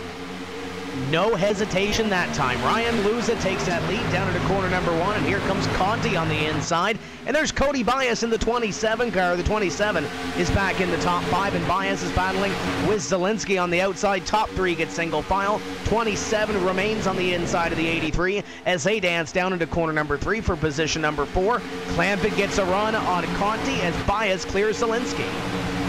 A couple of shuffled up positions there inside of the top 5, with the 5 picking up one, and a caution flag behind. Spinner out of turn 4. It is Nolan Scott in the number 16 cam. This will help out those drivers who got caught off on the pit strategy, but the 16 goes around, and it looked like he may have been trying to get to pit road and missed it.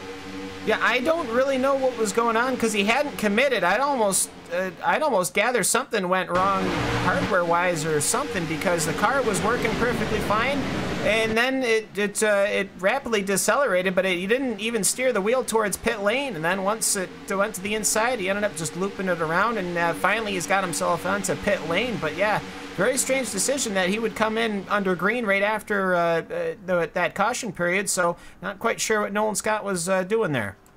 He rolls right through the pit lane. The only thing that I could think of is maybe he had some sort of a penalty, but he was up inside of the top 10. He was not somebody, Tim, who was on old tires, but he appeared to forcefully make his way from the outside to the bottom of the racetrack, down the back straightaway, as to set up to come down pit road. And if that's what the objective was, just completely missed the entry. Yeah, something definitely amiss there for Nolan Scott, a veteran of this NASCAR Peak Antifreeze Series, and we'll see what happens with him on the rest of the night. Meanwhile, it's Ryan Luza leading this thing with Conti, Clampett, Bias, and Zalenski, your top 5. Evan, what this caution is going to do, it's going to allow some of those drivers that just took the wave around, like a Zach Novak, to come in and take some tires on this caution flag, so he'll be on even keel with the rest of them.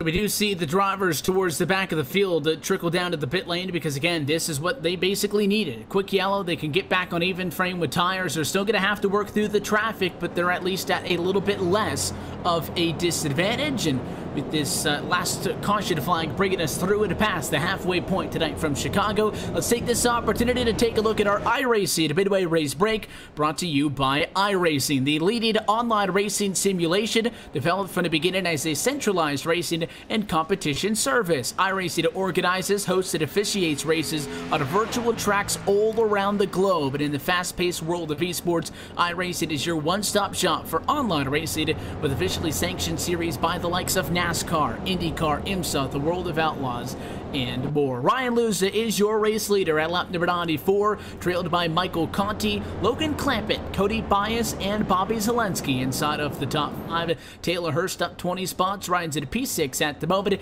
Kenny Humpy exactly where he started in 7th. Jake Sturgis is running in 8th position, with Philip Diaz in 9th, and Dylan Duvall rounding out your top 10. David Rattler having a great run this evening, qualified in 10th. It's currently running in position number 11 under this caution. Jimmy Mullis in position number 12 behind him. Chris Overland's been hanging out around the top 15 most of the night. He sits 13th. Joe Letteriello is 14th, and Jake Nichols sits in 15th. Brian Blackford had that spin earlier. He runs in 16th. Matt Busa in 17th. Chandler Krizik in 18th. Blake Reynolds, he was in the top 10 for most of the first stint, in 19th, and Casey Tucker completes your top 20. Timmy Hill, he's gone up from 38th to 21st. Will Cooley, 22nd. Christian Chalnier will be in 23rd. Byron Daly in 24th. Marcus Richardson, he'll be in 25th position. Mitchell Hunt, 26th. Chris Shearburn, 27th. Alex Bergeron in 28th position. Derek Bordeaux in 29th. And Nick Ottinger is rounding out your top 30. Continuing through, 31st position is where you'll find your pole sitter Zach Novak. Corey Vincent is 32nd, with Ryan Schoenberg 33rd. Michael J. Johnson 34th, and Ryan Lowe in P35. The final drivers on the lead lap: Brad Davies P36, Andrew Fayash in 37th, and 38th spot is Tyler Hill. Aside from that, only 2 drivers still in this race off of the lead lap. Both Nolan Scott in 39th and Adam Gilliland in 40th are 1 one lap down and still on track. The only retiree that we have seen so far in this race is Alan Bowes in the number 21 machine. Started up in P12, but his night came to a premature close, and he is going to come home at the back of the pack. That's a look top to bottom at your iRacing Midway race break. For more information on the wide variety of sim racing possibilities online, you can visit iRacing.com to sign up today. And for a limited time, if you log on to iRacing.com/World of Outlaws, you can take advantage of some exclusive promo codes. You can either get yourself a 1-year iRacing membership for over 50% off the sticker price, or you can go with just a 3-month membership for less than $5. Those are valid on new iRacing memberships only, and you can pick up that deal through the rest of 2017 by logging on to iRacing.com/World of Outlaws.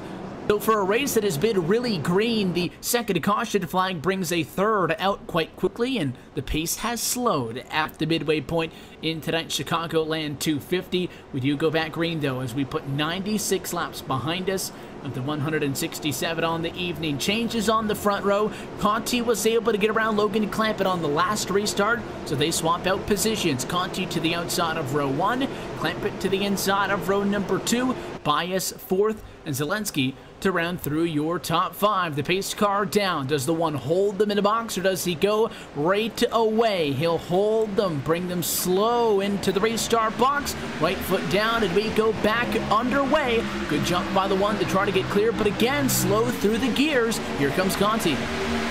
And the caution flag back out on the speedway as they dive it down into corner number 1. So a little bit of a reprieve that time, Evan, from that little bobble down into corner number 1, as Luza will slow the field down the back. And it's bad news for Zach Novak. We had just talked to him about how confident he felt about getting through the pack in traffic. You're going to get a second look at this one. The driver who coming into tonight was in a little bit of a peculiar position in this championship. The first spot into the red. He got hard into the back of the 04 of Derek Bordeaux, who was slow off for the restart, and then the 04 spun up into the 15 to Zach Novak. That is a terrible take for the 15 team. Absolutely. That accordion effect always amplifies as it gets to the further afield, and Nick Ottinger, he dived way to the inside. Chris Shearburn, well, he really didn't have anywhere to go, so he was on the binders. Derek Bordeaux then on the binders. Zach Novak nowhere to go, and once he made contact with that car of Bordeaux, slid right on up the track and ended up also hitting Ryan Lowe. Innocent party to that one. But for Zach Novak, yes, not a good day, not at all. The engine looks damaged as well. I honestly think out of everybody that was involved in that, he's the one that got worst off, and obviously not necessarily the greatest scenario. We just had an interview with him. Obviously, it's not going to be a good end here at Chicagoland. Yeah, he still had his hopes up. Again, it was a fast race car, and obviously restarts are going to be treacherous, no doubt, but I don't think there's any way you can plan for this. It has that thick black smoke pours out of the back of his Toyota Camry, Tim. You have to think that this is not going to be anywhere close to a solid points night for that team. And again, he came into tonight 5th on the playoff grid, 9 points out of the final transfer spot to Logan Clampett. Anything outside of the top 30 tonight basically puts in a win or go home situation in 2 weeks' time. The good news for him right now is Chalner, Richardson, and Vincent are outside the top 20 right now in the running order. The bad news is that we have over 60 laps before we finish this race, and that could very well change. It almost puts Novak in a must-win situation in Dover. Yes, we could have one of those 3 that I just mentioned continue to maybe have a bad night, maybe fall back closer to where Zach Novak will finish in this one. But with Ryan Luza running well, obviously Bobby Zalenski's running well, and Logan Clampett is running well, it almost puts the pressure on for Novak to win at Dover the next race out. And it appears that Zach Novak's night is going to be done. He brought that car down to the pit lane, and it appears that he is not going to be able to continue, which would mean he would fall if all the drivers actively on the racetrack continue for at least 2 more laps. Zach Novak would fall to 40th position here tonight. And you couple that with a 9-point disadvantage to begin the evening, he is going to be deep into the red come 2 weeks' time at Dover, and would basically have to win that race, or he will not have an opportunity to fight for the championship in this NASCAR Peak Antifreeze Series. So third yellow at a very quick string of them here at the Midway race break. We always say that yellows breed yellows, but really bringing it to it off of these restarts. Treacherous track conditions have really slowed things up. The race leaders have had an opportunity to pit the last 2 yellows consecutively, but have decided not to. Not that it's a huge swing in the fuel, but I do think that we should note that drivers outside of the top 20 and 25 have been coming down under these most recent yellows just to top off on fuel, get fresh tires while they're back there. The guys up front have not. A little bit tricky to tell if that'll play a factor in the 67 laps left to go in this race as of the next time by, but just for record's sake, should note that while the guys up front have not been pitting, people at the back have been. Yeah, 26th on back, minus Chris Shearburn, have come in down pit lane, and they have all gotten not just fuel, but 4 tires. Alex Bergeron, he's your leading edge of these cars that are going to have 4 brand new tires. The rest of the field, while the majority of these laps have been under caution, is still 13-lap-old tires. Now, to be fair, I don't think it's going to have that much of a deal because we really only had a couple of restarts on these tires, so they should be perfectly fine at Goodyear Eagles, but you never know. Expect to see perhaps some of the guys back there with 4 tires moving to the field. Good news is, lights go out back on top of the pace car, so as we get set to try it once more, I want to remind you that this portion of tonight's broadcast, as we continue to work down to the end of this thing, is brought to you by Herculiner Truck Bedliners, the official bedliner of NASCAR. No changes on the front row. In fact, they didn't have much time to do it off of the last one, but the one of Luza, at least on 2 occasions now, has appeared to have a good restart, and it just looks like the car is slow getting from 2nd to 3rd gear. It happened once, and on that last one, he looked clear of Conti, but slowed down about 6-7 seconds after he started to go, and the 5 was able to pull back up even with him. Now the yellow came out. It may have bailed the one out in that one, but make sure to keep an eye on that number 1 Ford on the inside of the front row to see just how good you can get off and get going on this restart. 101 laps behind us and still 66 in front of us. Ryan Luza looking for a trip to Homestead. Green flag flies and nailed that one. Yeah, the 5 slow on the outside. The 27 of Bias thought about going to the outside. He pulls back down to the inside, though, as they run down into corner number 1. Clampett will look to clear Conti on that inside line, and now the 27 of Cody Bias tried to do the same, couldn't get the run at a corner number 2, and now the 5 sets his sights on Logan Clampett. Ryan Luza, no problem on that one. He has gone by 3 lengths over the 44 as they run through 3 and 4.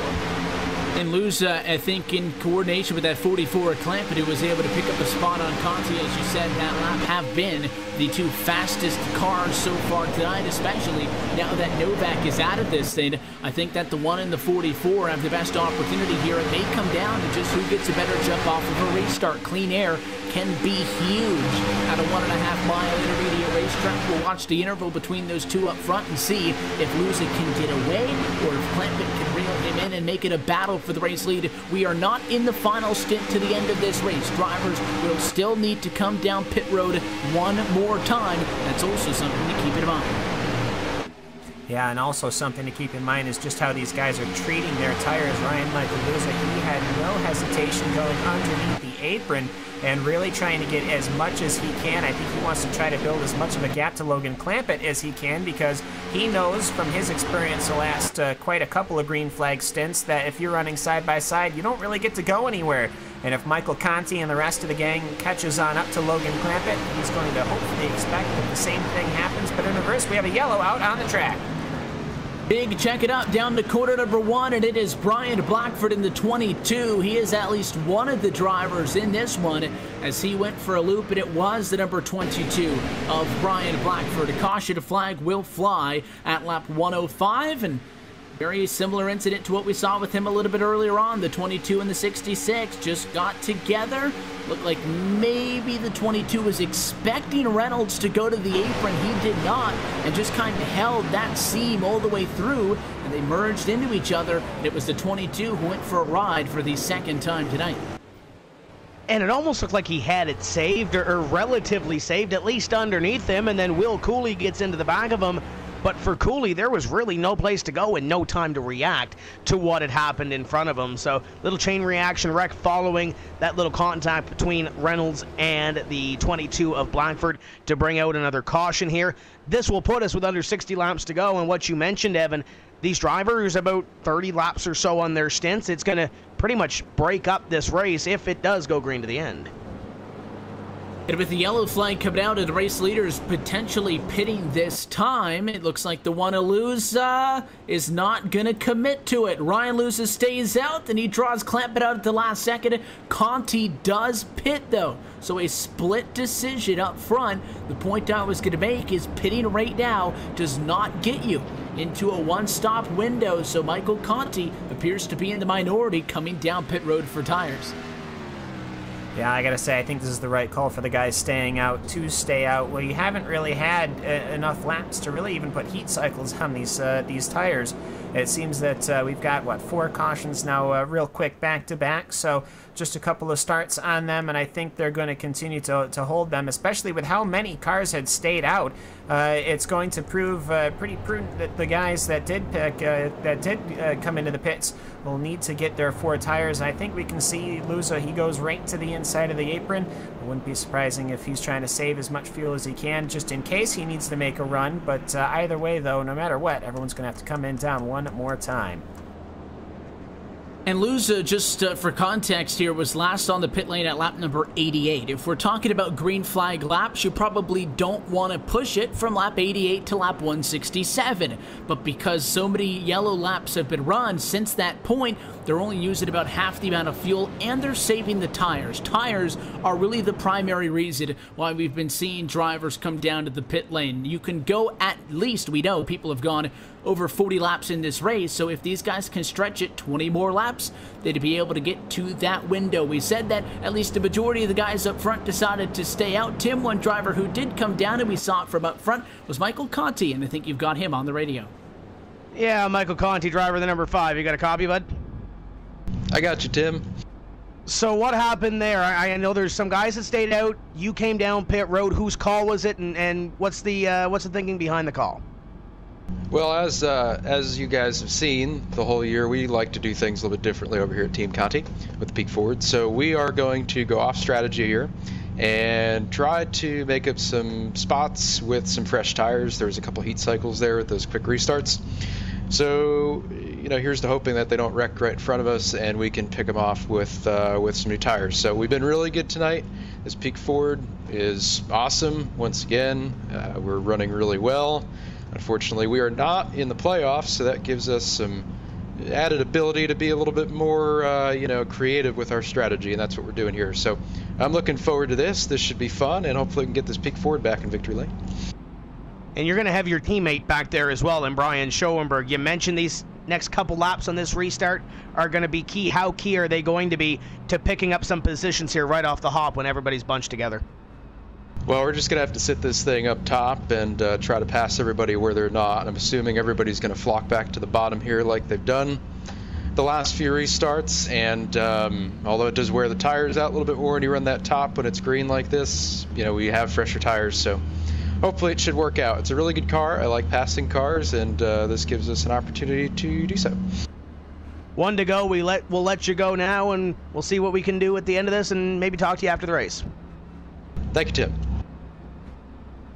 There you go, Evan. That's Michael Conti. And we seen the move earlier when we had Zach Novak in the middle of the pack. He was starting 20th, 30th on those restarts, and he got caught off. Michael Conti is going to restart by the looks of it in 16th place, so a little better than what Novak had, but still in the middle of the pack. We've seen drivers who started rated around there. Jake Sturgis, as an example, who started in 17th, be able to work his way up to the top 10.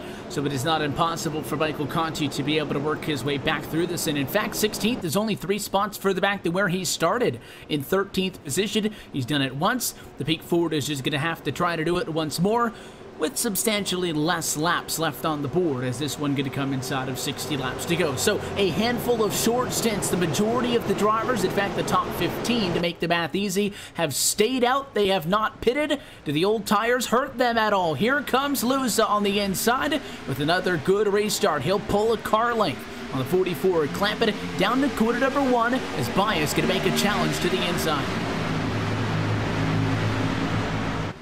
And Cody Bias, these last couple of restarts, he has managed to find his way through every single restart. He's just one position further ahead, and now he finds himself in second and comfortably. He started in 5th, faded a little bit in the middle of this race, but right now he's right where he needs to be, and as long as they can catch Ryan Luza before he gets too far ahead, before they start fighting with each other, they got a pretty good shot of having this be a one large battle. But I gotta say though, Ryan Luza putting in an absolute stormer over lap that time. He managed to get 0.3 of a second just like that. And Clampa needs something on the outside because he's risky to falling back to 4th, which under green flag conditions, aside from pit cycles, would be, I think, the furthest back he's been in the field all night. It looked like Hurst might have been able to get him the last time by. In fact, had a nose at the stripe, but the 44 does stay clear up on the top, and Logan Clampa will settle into 3rd position. Hurst behind him at 4th, and Kenny Humpy in P5. Side by side, just behind that, with Chris Overland on the inside of the racetrack, and Bobby Zalenski on the outside. The 83 machine doesn't need a fantastic night, has a double-digit advantage in the championship at the moment, and doing a good job right now, P10. Yeah, the 47 of Chris Overland makes that spot and moves up to position number 6. There's Jake Sturgis. Haven't talked a whole lot about him all night long. He's in the top 10 here in the late stages of this one, with Dylan Duval in position number 9 and Joe Letteriello in the top 10. Michael Conti's been making some 2 and 3 wide moves to get back closer towards the front of the field. He works the inside of the 33 car as they run down the back. Jimmy Mullis a part of that battle as well. Keep a half eye on this one because Conti is storming through this field. He's looking at 10. Everybody trying to get those last couple of spots. If we do see a green flag stretch again and green flag pit stops, this may be your last chance with drivers in close proximity to get a lot as this race works down. But up front, Ryan Luza really starting to put it to these guys, powering to a 9/10 of a second advantage over Bias in 2nd, and Logan Clampa, who still sits in 3rd, only a couple of car lengths off the 27. He's really not gained or lost any time. Hurst is still out the same distance, same with Humpy, Overland, and Zalenski, who just recently settled out their dispute for the number 6 spot on the racetrack, but that one is looking sporty up front, another 5 100ths faster than anybody else the last lap. Yeah, and I have to say, the car that you see in front of the leader right now, Ryan Luza, is Nolan Scott. He's 2 laps down. He's actually running faster laps than Ryan Luza. So I don't believe that if Luza was able to catch him, that he would battle with him at all. But I have to say, looking all the way back now to that position 10, Michael Conti, he's finding himself around pretty much every single car that he's came across. He's finding his way easily through this field as they go across the start-finish line one more time, completing lap 116. I wouldn't be too surprised if Michael Conti manages to find himself in the top 5, but how long do you have until your tires wear off to the point that everyone else finds yourself even? And the one does not really have clean track either. He has Nolan Scott in front of him. It's a lap car. Scott runs in 37th position and 2 laps down.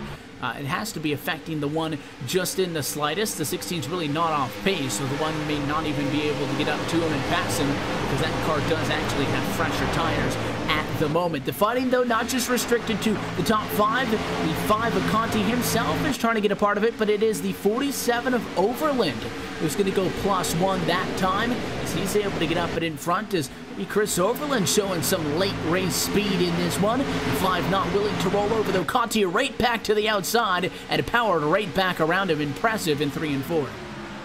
Conti with those fresh tires going to make up that spot, but as you mentioned, Chris Overland in that 47 car, he's been hanging around the top 15 most of the race. Had a good, strong start to this one, and now he runs within the top 10. I don't think Overland's run is over, and keep in mind, we went green with about 60 laps to go or so, or a little bit less. These drivers will still have to make one more stop. I don't think Conti would push it all the way to the end, but you never know as he closes in on Kenny Humpy in that top 5 position. Just in front of them, it's Taylor Hurst working on Cody Bias for position number 3. Hurst went all the way down on the apron that time, tried to leverage that run through 1 and 2, and can't do it off of 2. Cody Bias is going to get that run on the high side, and Humpy is going to try to follow him through in the Simcraft number 58.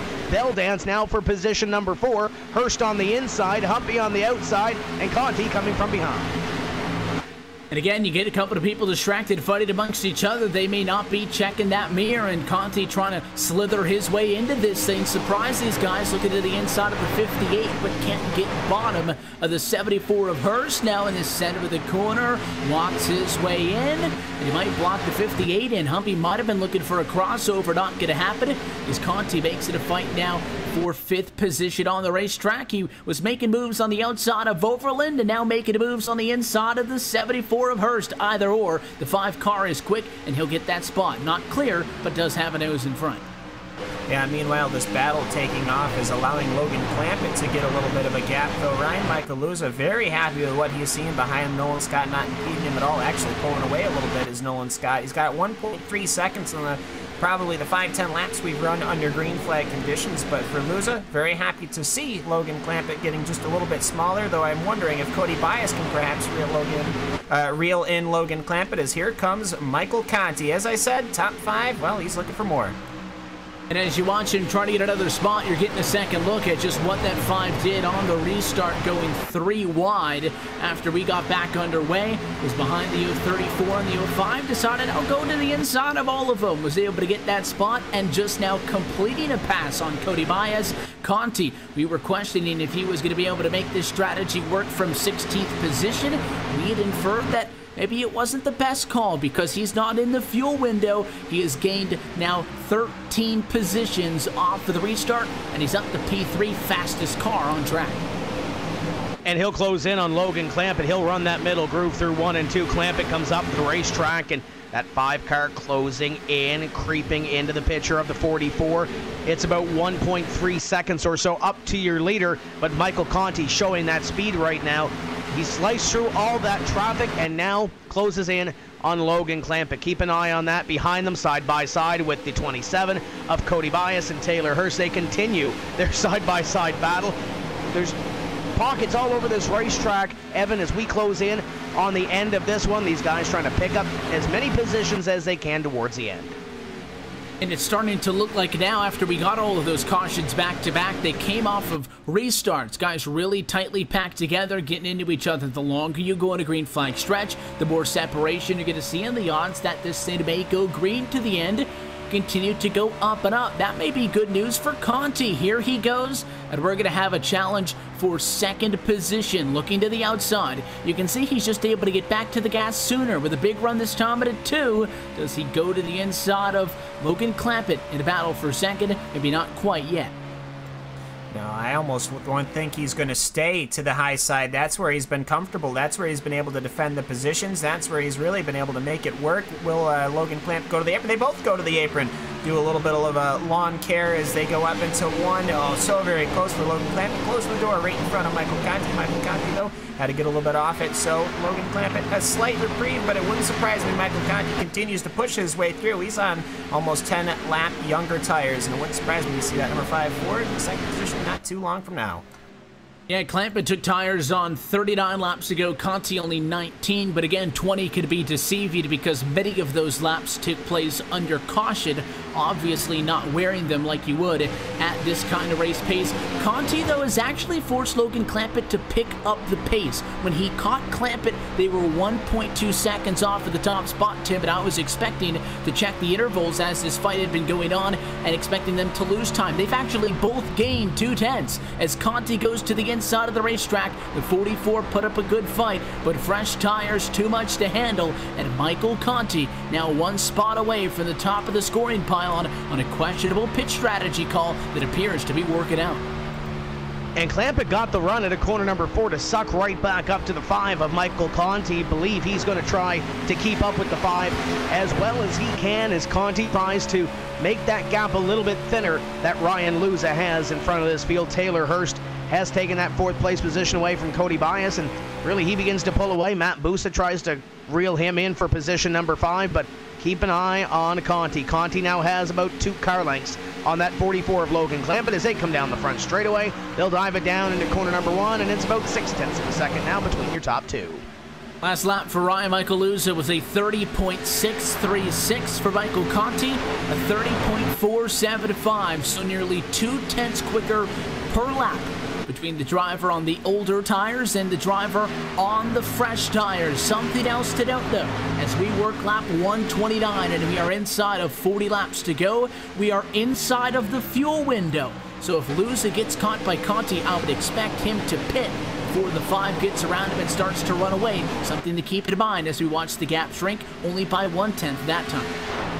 Yeah, and you almost wonder here, pretty much every single time we've started a green flag pit cycle, a caution has come out. So what do you do? What do you risk? Brad Davies, the first to come into the pit lane. Will any of the top 10 come in here as they go past the pit entry? No, nobody except for Cody Bias. Bias will end up coming in. I don't think he's going to have much company outside of a couple of cars from the rear of the field. But either way, though, this is the huge gamble. This is where those crew chiefs have crunched all those numbers. They're trying to figure out what they can do, how long those tires will last, and what they want to do. And all those things have to come very, very soon. The fuel call is easy. There's a number that you could make on fuel. Everybody knows it. When you're in that window, you pit. That's not the difficult part. We could even figure that out. The challenge is, as you said, pitting this early. Is it worth the risk of going a lap down? Are those tires, I guess, going to be good enough at the end of this race? But more drivers pitting. Dylan Duval going to come in from the top 10. More drivers down pit road just in front of him. But up front, Luza continues to stay out, and Conti continues to close in on him. And to the point, Tim, that you had made, Clampett is doing a very good job after getting passed by the 5 of sticking with him. Yeah, keeping right with the pace of the 5 of Michael Conti. They come up at a corner number 4. Those top 3 will stay on the racetrack and complete 132 on the racetrack, along with Taylor Hurst and Matt Busa, along with Marcus Richardson, who just made the move on Matt Busa to move into the top 5. There's another one of your championship contenders in car 01 of Richardson. A couple of those playoff contenders having a bad run here this evening. Richardson pushing towards the front, and he was a contender early before pit stops kind of shuffled up that order, so keep an eye on that 01 car. They come up at a corner number 4. Ryan Luza does. He maintains the lead on the racetrack. Look at the run that Clampett gets at a corner number 4. He was there on the 5. And he looked to the outside. The 5 went down to the apron to protect that inside positioning. Clampett, I don't think, really wanting to make a play for second with this close to pit stops. I think he just wanted to stick with him, so he decided to stay high. But Taylor Hurst in the 74 rides in 4th at the moment. He just came over the radio and said that he would have been pitting. Michael Conti says that he will pit this time, so he's not going to get to Luza, but he will short pit him, Cam, at a 0.3 of a second disadvantage. Conti is in, Clampett is in, Hurst is in. These drivers are set to gain just 2 seconds a lap on fresh tires alone. Yeah, worrisome entry from Michael Conti. He locked him up and slid. I think he might have came across the cone a little fast, but he slowed on down, so we'll see what they say as he comes off of pit lane. But Michael Conti, though, he's going to get his 4 tires. He's going to get his service. Pretty much all of your playoff contenders on pit lane, minus Michael Luza, and obviously we've seen Marcus Richardson. He's going to be joining them on a pit lane as well, I think, as everyone else pretty much who hasn't coming down for a pit, as I think pretty much everyone outside the top 20 has pitted, so it's only a matter of time before it starts getting to that point those tires start really coming into play. Race off for the pit exit. The 44 was able to get up and in front of the 5. But Tim, one thing that surprised you to be is Luza did not pit the last time by. He'll ride the inside, and he will come down now 2 laps after the drivers behind him did. But we saw 2 seconds per lap. Caution! Flag flies just as that one got inside of the line.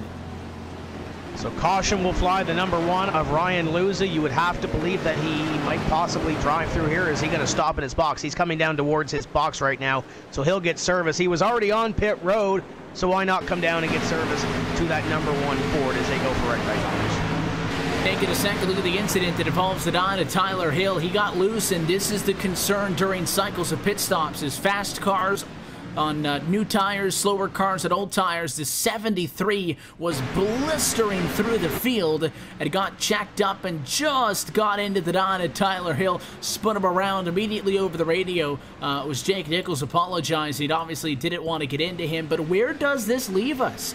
Because we had just seen Luza come down to the pit lane. The drivers who had already pitted, Conti, Clampett, Duval, and company, they are a lap down. The yellow coming out when it did may have prevented Ryan Luza from falling a lap down. Regardless of that, you still got half a field who has yet to pit, and this is going to completely change the look of this race with 30 laps to go. Yeah, 30 to go indeed. Very, very much the worst time to have this caution. It seems to be the theme here tonight at Chicagoland is inappropriately timed cautions. But either way, though, a pretty good portion of this field coming in. I almost think everybody that didn't already pit is on pit lane right now. That'll probably be Cody Bias, I think, because obviously he was the first one to come in and get tires, so wouldn't be surprised if he finds himself up front of this field. They're all coming off a pit lane. They'll be rejoining the rear of this field.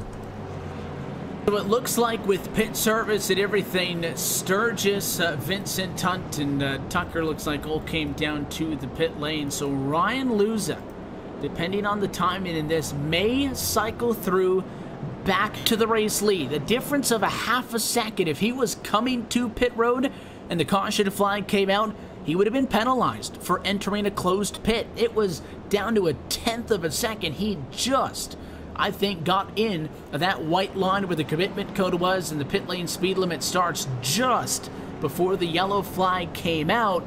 The caution is going to allow Clampett, Conti, Duval, the three names who would have cycled back up front. They run 20th, 21st, and 22nd at the moment. They will stay out and they will get a wave around to go back to the race lead. But they are going to end up, I think, well behind Luza, and we'll wait to see once all of those wave rounds are completed to confirm. But this may work out for the one team. And here's a name we haven't talked about all night long. It's Corey Vincent. He scored in position number 5. He's a playoff contender, and he's been running outside the top 20 for most of this. Evan, haven't really said his name a whole lot. He was on the racetrack when the caution flag came out. He's going to have some position. He's going to line up by the looks of it in position number 5. Marcus Richardson looking really good, as is Ryan Luza, as we mentioned, at the front of the field. Jimmy Mullis, another name we haven't mentioned all night long. He's up there in the top 5. This is definitely going to shake some stuff up. By the looks of it, I'm seeing Adam Gilliland scored in position number 10 right now. He was a lap down early in the race. And for the likes of Vincent, Cam, I know that you were talking about him earlier on in this, and when we were watching the battle up front, he was stuck back in traffic outside of the top 20 and couldn't get anywhere. And while he does get a lot of spots here late, it's not unrealistic to think that that 10 wouldn't be able to compete. He was 14th on the grid. He's got the 3 drivers in front of him had slower queue times than him. He was 21st at a practice, but that's still faster than Marcus Richardson, who's running second at the moment. So the 10 stands a reasonable shot at being competitive in this, which is big, not only for the fact that he came into tonight 10 points below the cut line in the playoffs, and up until this point had a pretty dismal evening, but all of a sudden he's thrust into an opportunity to race for the win here.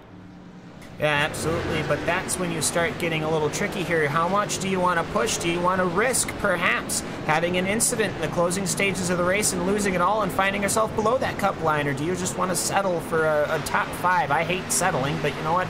It's a very smart way to go about winning a championship, however, which is obviously the much bigger picture. Now, Corey Vincent, yeah, pretty much after that previous caution, he found himself basically stuck in an entire gaggle of cars in 23rd. He was slowly moving his way forward, but it just wasn't going to work out. It wasn't going to work well. I don't think if the race went green, he probably would have finished maybe top 15. Now, a little bit of a reversal of fortune here.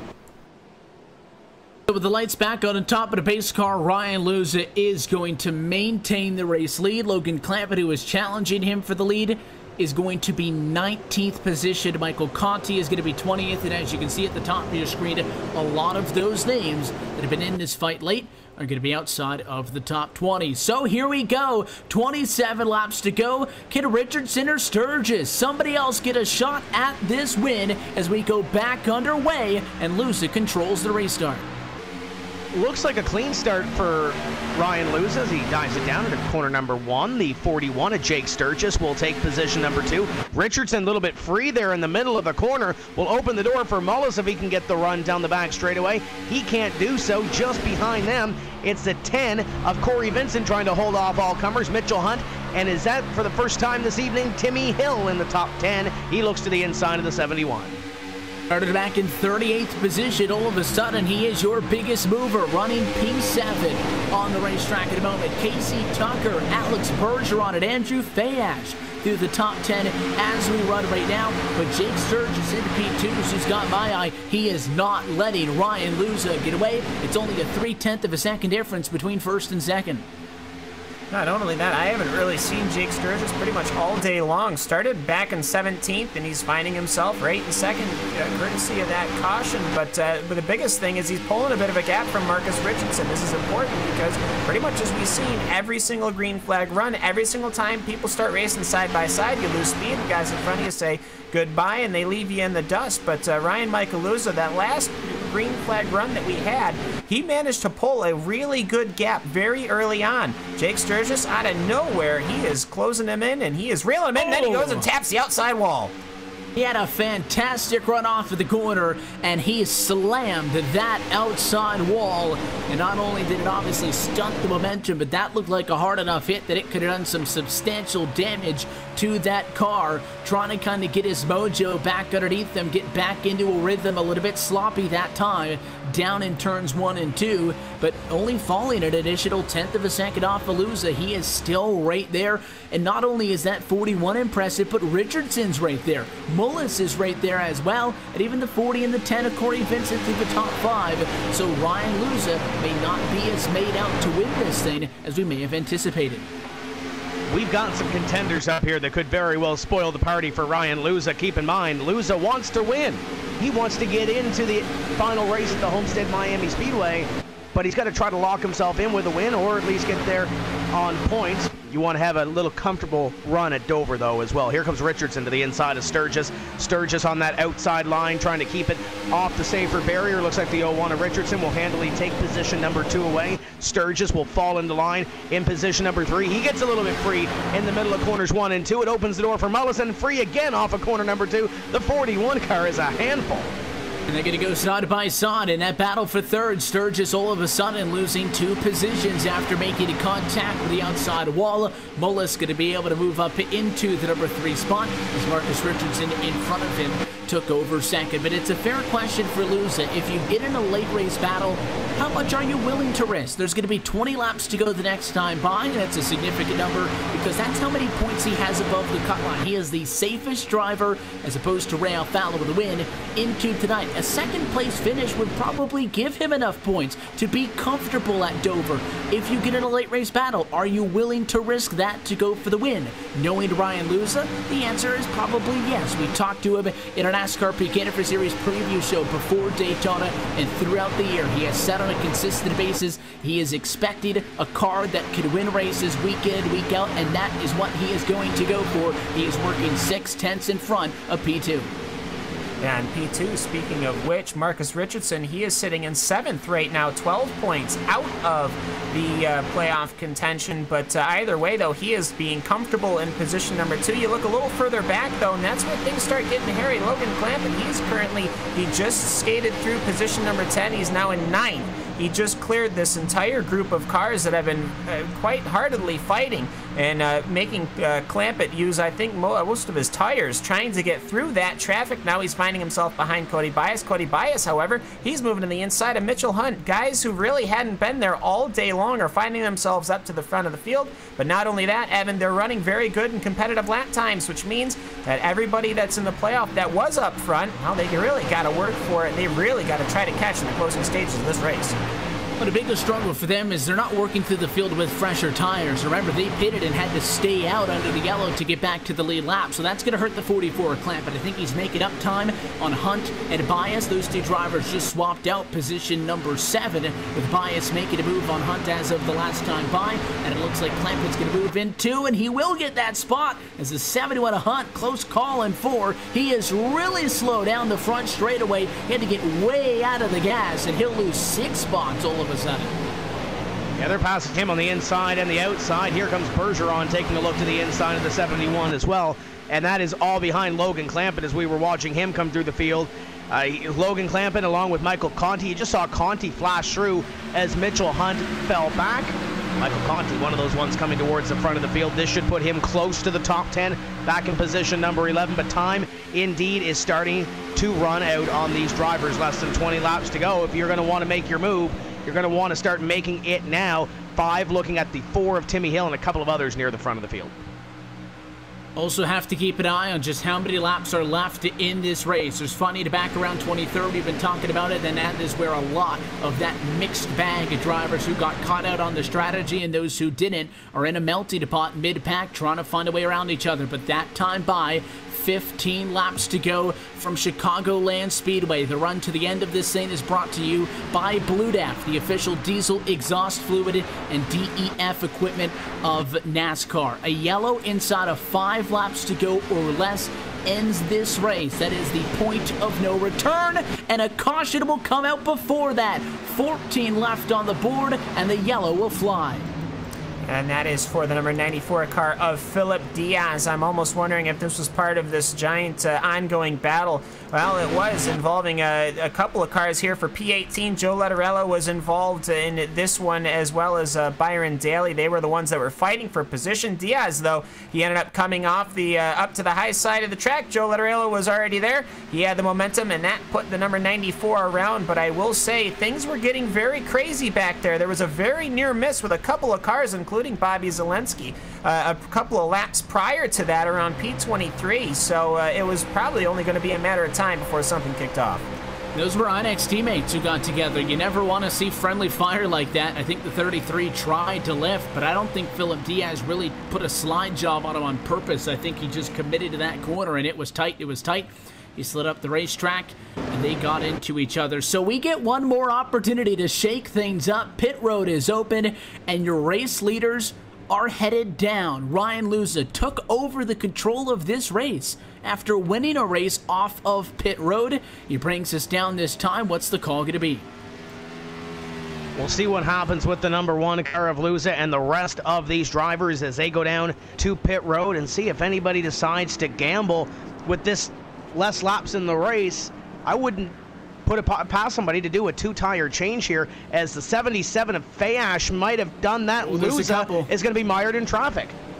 Luza does win, I think, the battle off of pit road for 4 tires, but Andrew Fayash, Alex Bergeron, and Taylor Hurst are going to go with the 2-tire call and completely shuffle up the running order in this thing, as off of pit road, Luza is tailed by Daly, who I believe also may have got him with 2 tires, and then Richardson, Mullis, Vincent, Busa, and company. A wide variety of the pit strategy that time down.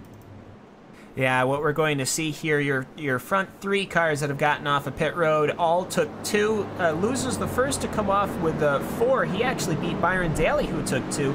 Richardson, Mullis, Vincent all taking 4, and then you get down a little further. Jake Sturgis, hopefully they could get that car a little bit more repaired to see if he can get some speed back on that car, because after that impact, he was falling back quite steadily. He took 4, Bias took 4, Tucker Reynolds, Clampett took 4, and I think Clampett is really the important one here, because he was finding himself stuck in traffic. So as the field cycles by the start-finish line this time, we get an updated look at the running order. Fayash, Bergeron, and Hurst are going to be able to leapfrog Luza, but Jake Nichols in the 73 is in front of them all. He decided just to not come down pit road, and he will go to the race lead on no tires. So we've got no tires, 2 tires, and 4 tires. And the first driver in line with 4 fresh Goodyear Eagles is Ryan Luza in that number 1 Ford. And we'll try to get a word with him on the radio. Ryan, you got us? I got you, Evan. Well, you guys were just out in front of this thing, and I think kind of putting the feet up and hoping that this thing would run to the end. A caution flag late in this thing is not an uncommon sight, and you guys have to roll with the cards that you are dealt. The decision for 4 tires, was that an easy call? I know it was pretty easy. I figured taking 2 would just be asking to lose. So it's just so much time.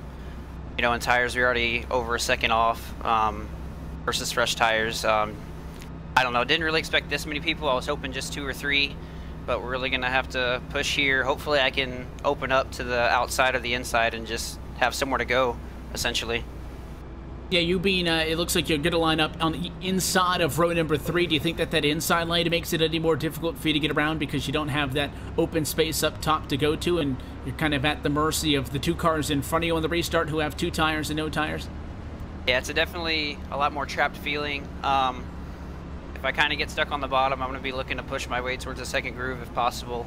But more than anything, it's not worth the risk right now to get wrecked. So Try to win first, but keep the car clean. Lights are out on top of the pace car. We'll let you get out of here. You're restarting P5. Ryan, best of luck. Thanks for chatting. Thanks, Evan. But that is Ryan Luza. Thoughts for the driver who is about, as I was talking about, 14 laps away from winning this race. Instead, a caution, pit cycles, and a whole array of strategy going to leave us with 10 laps to go from Chicago. And he is now back on the inside of row number 3. In front of him again, Nichols on no tires and Fayash on 2. Going to make up the front row with Alex Bergeron and Taylor Hurst on row number 2. Those drivers as well with 2 tires. Is this going to be for the final time tonight? The pace car going to dive down to the safety of the pit lane. Watch the tire spin on the front couple of rows. Can Nichols get going? Green flag in the air. 73 car trying to throw a Hail Mary here and try to win his first NASCAR Peak Antifreeze Series race. The 12 gets a great start on the inside. Alex Bergeron will move to second. But here comes Ryan Luza in car number 1. Passes Fayash, looks to the outside, and they're all coming up on Nichols. He's going to get boxed in, though. There's nowhere for him to go, and there's contact. Luza going to get onto the brakes. He gets tagged by Fayash. 3 wide for the race lead as Taylor Hurst goes to the inside. Side by side with Bergeron. All the way through turn number 4. Is that damage going to hurt Ryan Luza? And if not, can he even get around these guys? They're still door-to-door for the race lead. Inside of the racetrack, Hurst. Caution flag will fly with the 74 in front.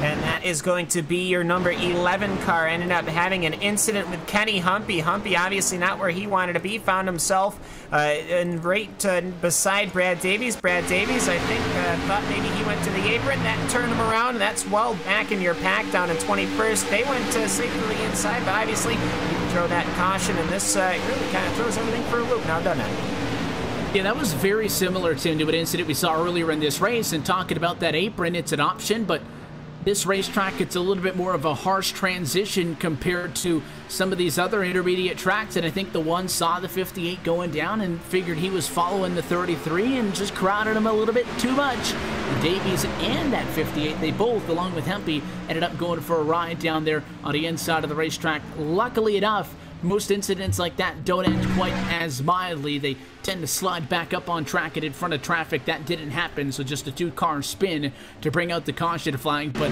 how about that restart? It was a power move by Luza, and he had it all the speed in turn 2, but he got boxed in. Almost turned, I think it was the 74 to the 12 in front of him, and then he got hit pretty hard in the back by Fayash and ends up 3rd out of all of this, and Taylor Hurst to the point. And for Ryan Luza, it's not pretty, but it could have been a bigger mess than it was down the back straightaway.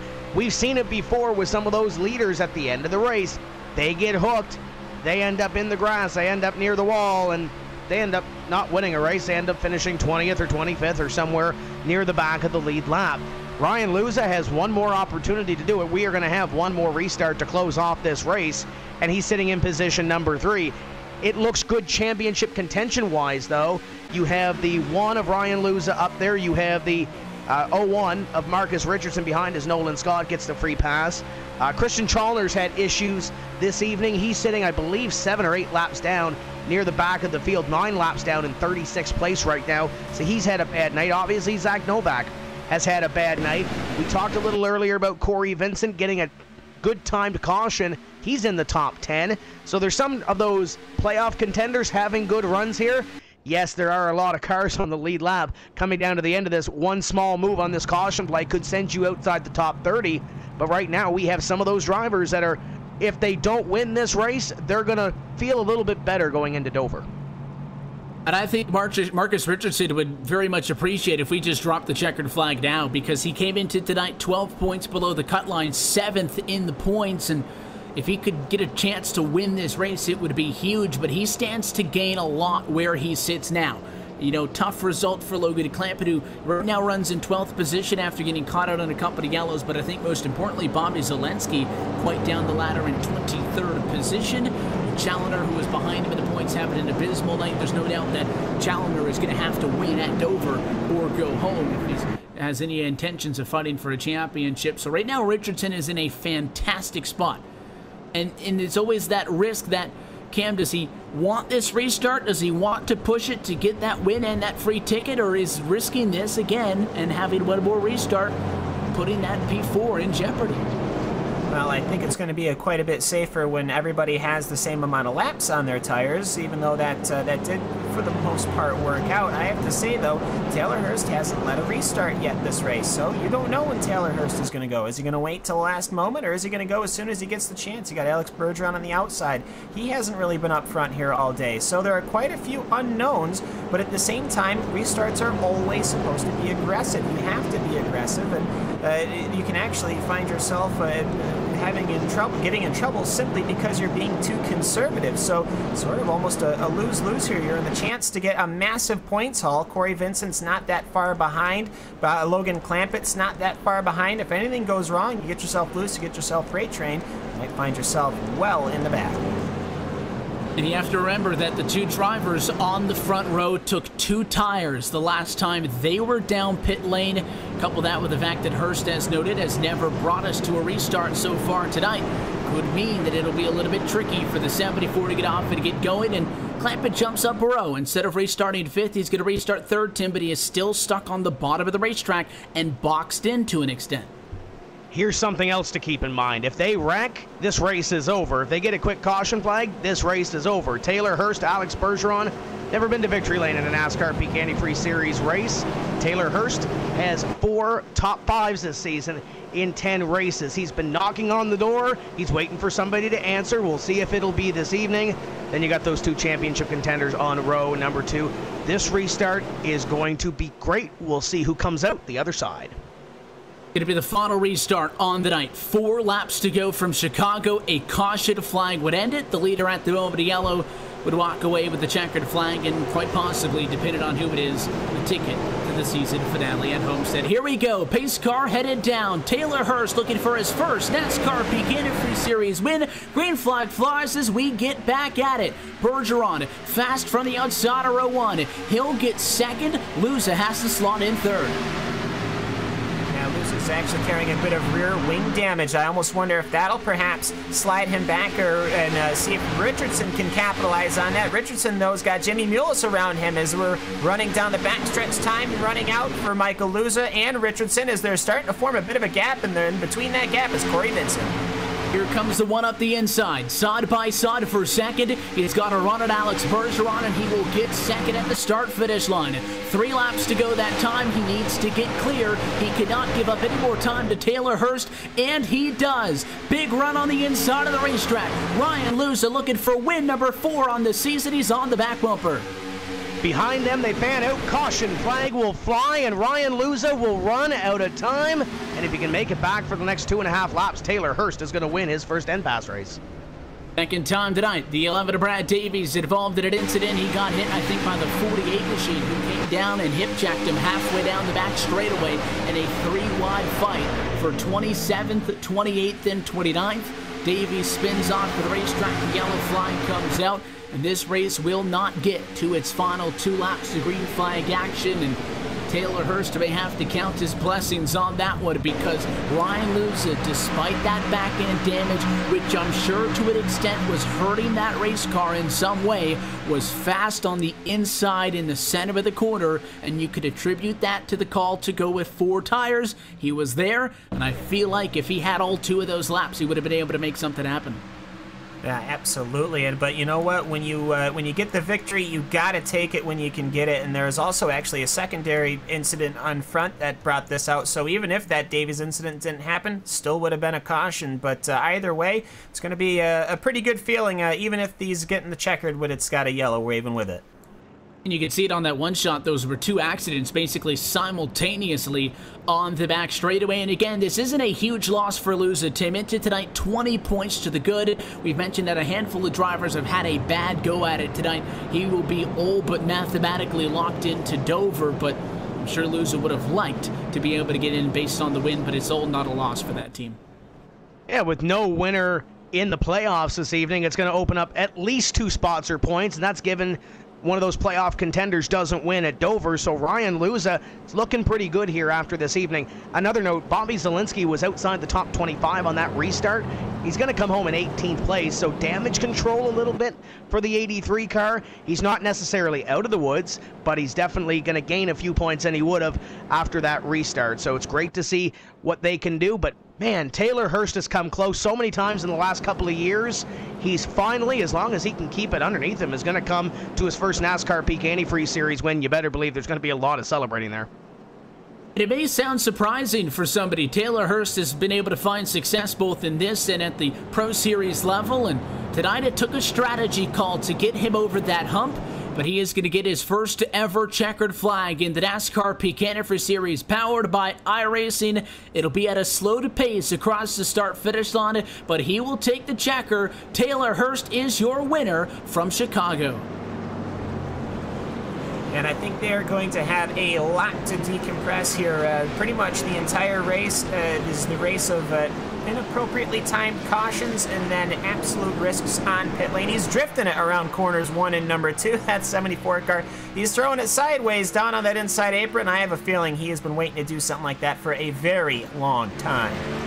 He has waited a very long time, and tonight finally is able to get retribution for it all as he will take home the checkered flag. A first win is always something that you want to be able to get, and for some drivers, Ryan Luza maybe as a good example in this thing can come into a series for their first time and be able to find that rhythm. And Taylor Hurst has been in this position, Tim, to get wins many a time, and he's sometimes seen those opportunities slip away by late race yellows, and a race starts falling in the direction that didn't favor him. Tonight, the call was right, and the yellow flag fell at the right time, and sometimes you just have to wait for something like that to happen to you. And Taylor Hurst has been waiting a long while for something like this to happen, and he's going to pull into victory lane. But you look at the other side of it, too. We'll look at the results in a few moments, but Marcus Richardson, Logan Clampett, playoff contenders within the top 10, as well as Ryan Luza. A couple of drivers that parlayed that strategy also going to come home with great finishes. Jimmy Mullis wasn't on our radar for most of the night, and he's in third. Taylor Hurst going to take a slow roll across the front straightaway here at the Chicagoland Speedway. He will take it all in as he is a winner at iRacing's top oval level. Your winner tonight in the 14th race of this 2017 NASCAR Peak Antifreeze Series. We'll catch up with the drive to 74 in just a minute. First, let's take a look top to bottom at your RaceSpotTV full race results for race number 14. Taylor Hurst takes the checkers. We'll be chatting with him, as well as Ryan Luza in second, Jimmy Mullis, who comes home third, Alex Bergeron fourth, and Marcus Richardson fifth, who rounds out your top 5 finishers here tonight. Corey Vincent, solid result to come home in 6th position, and Logan Clampett was able to claw his way back to a decent point tonight after getting caught out on a yellow. He will come home in 7th position tonight after running up front for most of it. Cody Bias just behind him in the number 8 position, with Andrew Fayash in 9th position, and Jake Sturgis rounds out your top 10. 11th going to see the 66 of Blake Reynolds. He was within the top 10 for most of the evening. Going to come home 1 spot short in 11th. Timmy Hill, one of those drivers that parlayed some pit strategy late in the race, going to come home with a 12th place finish. Mitchell Hunt 13th, Joe Letteriello in 14th position, Chris Shearburn 15. Casey Tucker comes home with 16th place. Brian Schoenberg in his 17th. Bobby Zalenski comes home with 18th. Nick Ottinger in 19th. Completing your top 20, it's Michael Johnson. And finishing in the 21st position is Chris Overland. Derek Bordeaux, who started in 4th, comes home in 22nd. Tyler Hill, he'll finish 23rd. Philip Diaz, 24th. Byron Daly, he'll finish in the 25th position. Januel Kryzak, he'll finish in 26th. Dylan Duvall in 27th. Adam Gilliland in 28th position. Nolan Scott, 29th. And Kenny Humpy, he will finish in 30th. Continuing on through 31st position is David Rattler with Jake Nichols 32nd, Michael Conti 33rd, and Brad Davies in the number 34 spot with Luza there. Those will round out your drivers on the lead lap. Then you got Davies 35th, Christian Chalater in 36th position, Brian Blackford 37th, pole sitter Zach Novak, a tough pill to swallow. He will be in desperate scenarios in 2 weeks' time at Dover. Comes home in 38th spot with Will Cooley 39th, Ryan Lowe at 40th, and then to round out the field here tonight at the back, Alan Bowes comes home in 41st. So that's a look top to bottom at your RaceSpotTV full race results. We'll take a quick opportunity to step aside, and when we come back to Chicago, we'll be chatting with your newest winner in the NASCAR Peak Antifreeze Series, Taylor Hurst. Get the job done tonight from Chicago. We'll hear his thoughts when we come back. When I was 16 years old, I was working in a Goodyear tire store, and my boss actually built an old dirt car, street stock Monte Carlo. Went with him one night, fell in love with it. It was a hell of a race, hell of a party, and a big fight afterwards. I was like, this is it for me. It wasn't long after that, I was driving an old 78 Camaro out of the weeds at that guy's farm. We pulled that thing out and made a race car out of it, and away we went.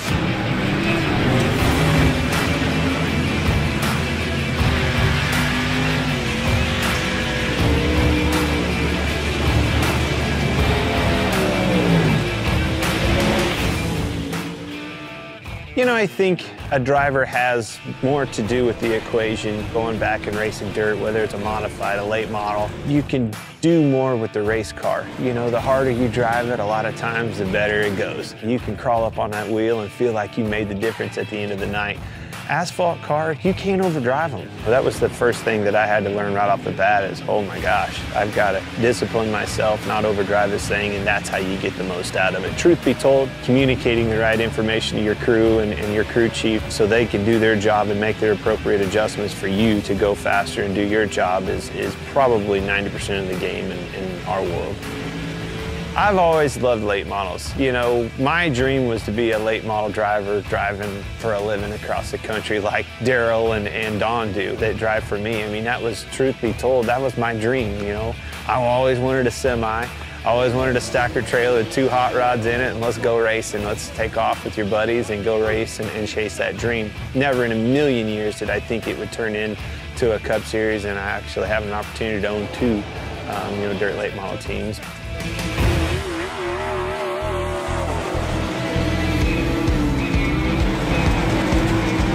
When you think of iRacing, you don't think of a video game. It's not. It's way above and beyond any of that. You know, dirt racing changes so much. The track changes so much. Being able to capture that, to, you know, experience all those details that surround dirt racing and make dirt racing what it is what makes iRacing so cool, because they did nail all of that. I knew when they came to our shop and scanned cars and went to the detail of getting that car right, I knew that it was going to be over the top, because it blew my mind just the work that went into making sure the car itself was legit. This sport has been around a long time. The competition can't be replaced, and that's what brings people back to the racetrack week in and week out.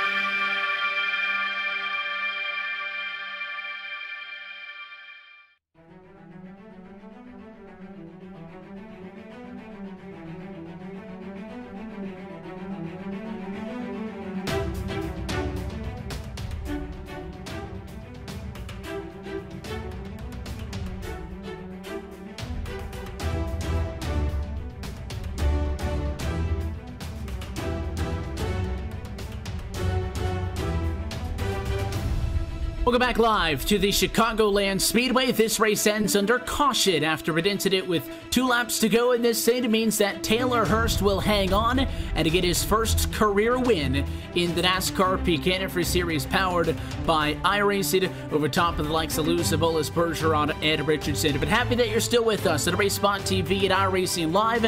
Evan Pasoko, Tim Terry, Cam Walsh up topside with you as we work our way into the post-race show. And Tim, this race had a little bit of everything. Long green flag stretches, cautions, pit strategy, and late race restarts that tonight went in favor of the 74.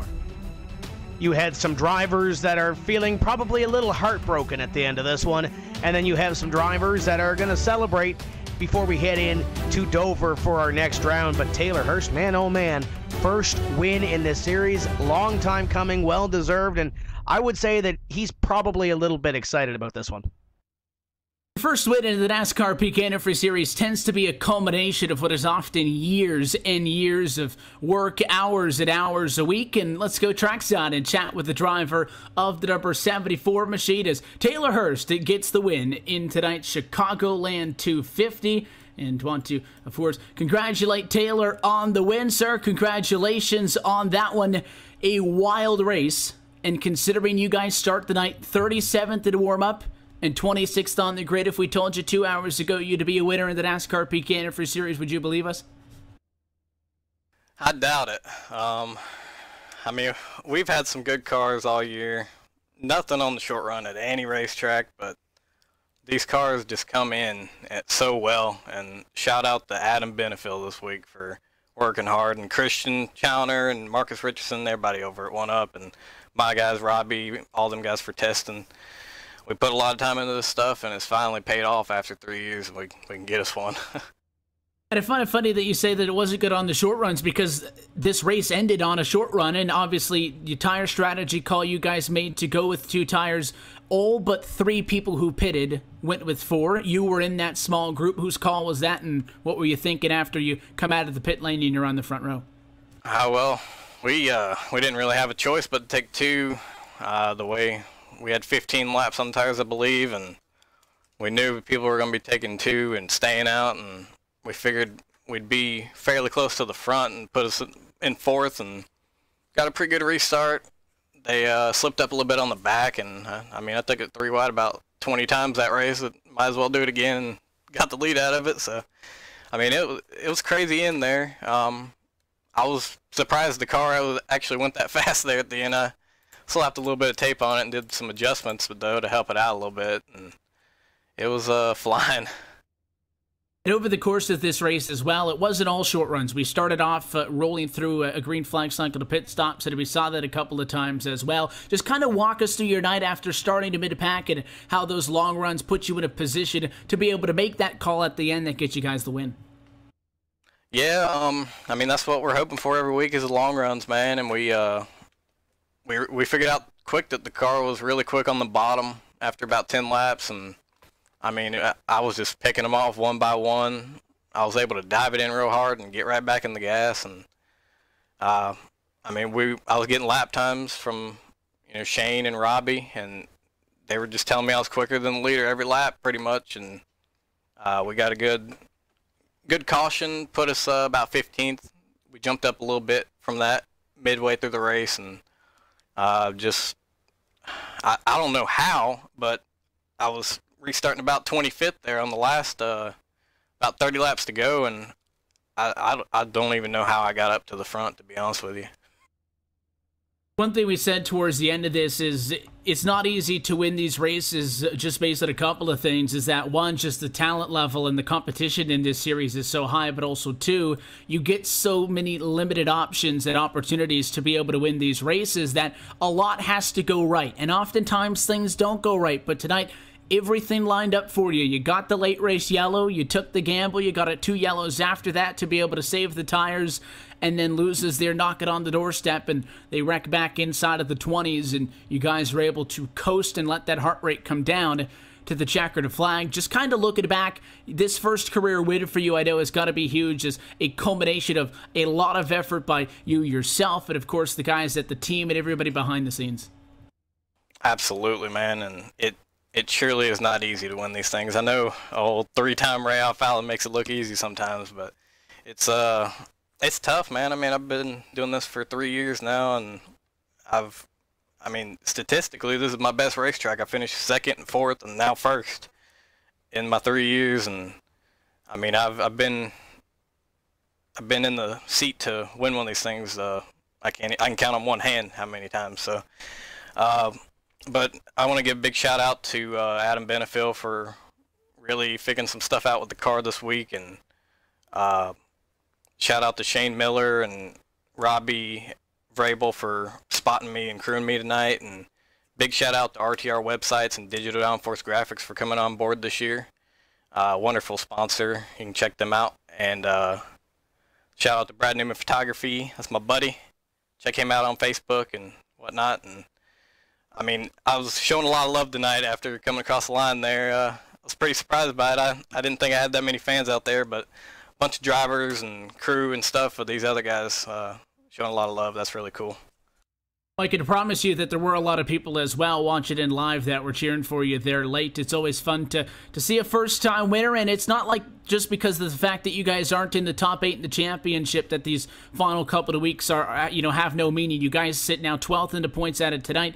The objective, obviously, to fight and maintain the top 20 to be able to be locked into this series next year, and I think a trip to victory lane and getting max points for that is a step in the right direction, Taylor. So congratulations on the win. Thanks as well for taking the time to chat with us, and hopefully for you guys, there's a couple more of these down the line, and we'll have an opportunity to chat soon. I appreciate it, Evan. I surely hope so. The race winner tonight from Chicagoland. First time in his career, Taylor Hurst takes home a checkered flag in the NASCAR Peak Antifreeze Series, winning tonight Chicagoland 250. On the flip side of that, guys, a rookie in this series that was hunting a 4th win on the season, and a win, Tim, that would have punched his ticket to Homestead. Ryan Luza, still a good points night, who comes home in 2nd, and your trackside with the driver of the number 1.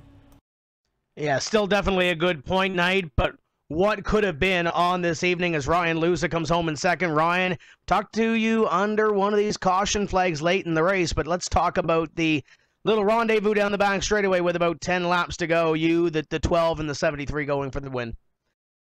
Yeah, I mean, I had the run on the high side. I knew Bergeron was going to get Nichols, and the last thing I wanted to do was enter behind Nichols, who had no tires. So I stuck my left front right there with Bergeron on his quarter, so he could see that I was going to, I was going to try to go right through the middle. And I came down a little bit. He came up. He was defending the spot and almost tracked me and Marcus and a lot of the guys up front racing for the chase. So I don't necessarily agree with it, but we're all racing for the win. That was my play for the win, was to make it down the middle, and he shut the door. And luckily it didn't wreck us, and we still came back, finished 2nd. Looked like the car was strong at the end of the race. If we would have had those other 2 laps, do you think you could have cleared the 74? Oh, for sure. With the fresh tires, the car was still really good, even with a little bit of damage. Yeah, I didn't want that caution to come out, and the caution with about 19 to go because we were pretty much long gone. So a lot of, misfortune there at the end, but we also had a lot of good luck through the race, catching cautions, and a lot of other people, especially chase guys, got stuck pitting, so can't really complain about luck. Just really should have brought it home. I feel like we should have brought the win home at Darlington too, with that lane change. So I don't know, 2nd and 3rd is fine. We have a big points gap going into Dover.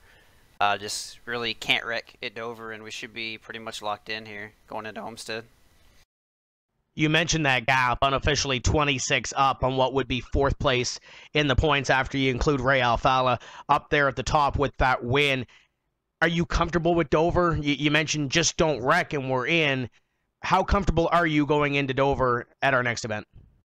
I mean, it's definitely not comfortable. I mean, because anything can happen and you can wreck and you can find yourself last. And then you're sitting there hoping that somebody doesn't finish in the top 15, where all of these guys running for Homestead can finish, 1st through 8th. So really just need to go up like we have been every week and try to run up front and position ourselves to stay out of the mess and just, stay up in top 5 and position ourselves toward the end. Before we let you go here this evening, who do you have on the side of this car? I got to thank Fast Track Sims. Need any sim racing equipment, they have a ton. Full motion rigs, dirt rigs, triple monitor stands, just anything you could possibly need for sim racing. And thanks to Dylan Duvall for the new paint scheme. There you go. There's Ryan Luza, position number 2, and comfortable heading in to that final race in Dover. But Cam, there's no lead that's really comfortable when you talk about a playoff contention with 1 race to go. You're standing by with a guy that darn near had a winning performance here this evening late in the race, Jimmy Mullis. Yeah, one of the other guys who ended up taking 4 tires towards the end of that. Jimmy, well, Chicagoland really had a different pace to it. We seem to have green flag runs, then cautions, green flag runs, then cautions. Why don't you take me through your night here at Chicagoland? I'm really missing in qualifying. Started 23rd, and the goal was just to be here for points. You know, I'm kind of on the edge of losing a spot in the series for next season. So, was really just focused on the guys around me in points, and was just trying to be smart with that and keep the car clean, and rode like 20th to 23rd the entire race until I'd say the last 60 laps. And then we stayed out a little longer than anyone else that last run before we got the yellow with 30 to go, and the yellow came out right as I was entering the pits, and I think we ended up coming out like 4th for the restart.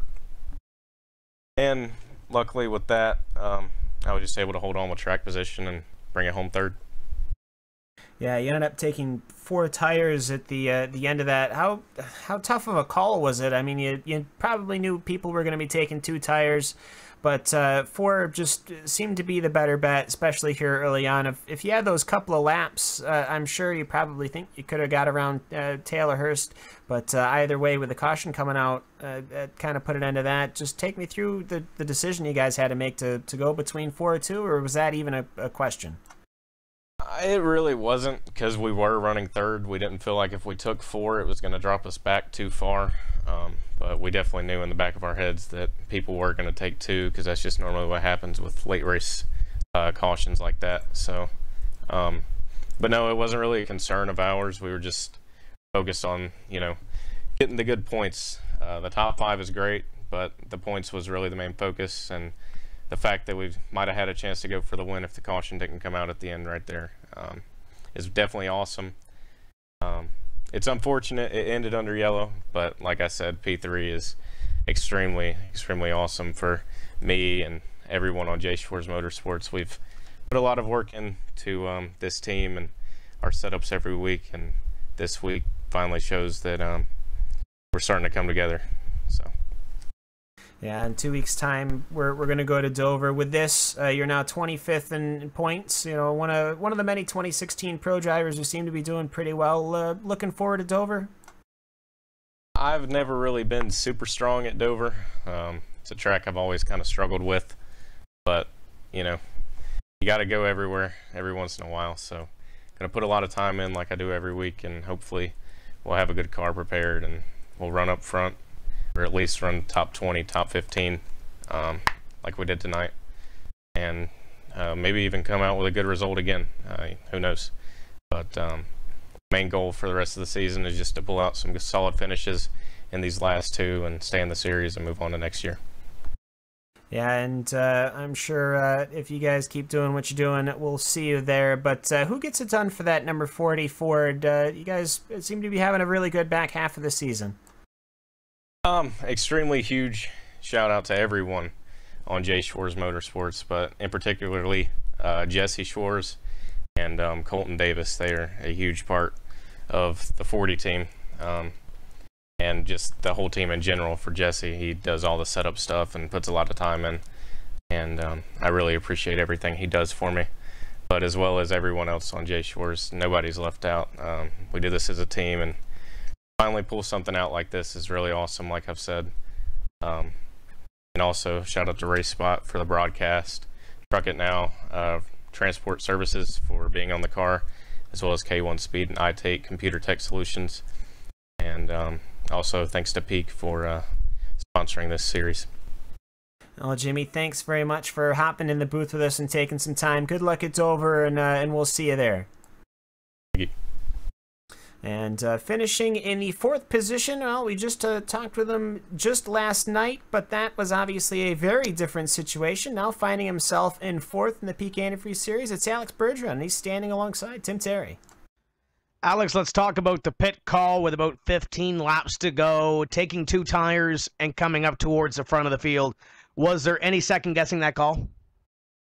Well, I'll shout out to my crew chief, Don Etcher, for the call. He was the man for that. We made a good call and stick to that strategy and went for a 4th place tonight. that battle near the end, you and Ryan Luza and Jake Nichols going for the lead. You were knocked sideways a little bit by that number 1 car, but you kept it straight. Talk about that little battle there. Well, I guess my dirt experience got in the way for that. I saved the car and tried to keep it on the track, and I did. So it was nervous, but you know, it's racing, so it was a good race tonight. You have to be happy with a top 5 finish here at Chicagoland in this NASCAR Peak Antifreeze Series. What are your goals for the final 2 races of this season?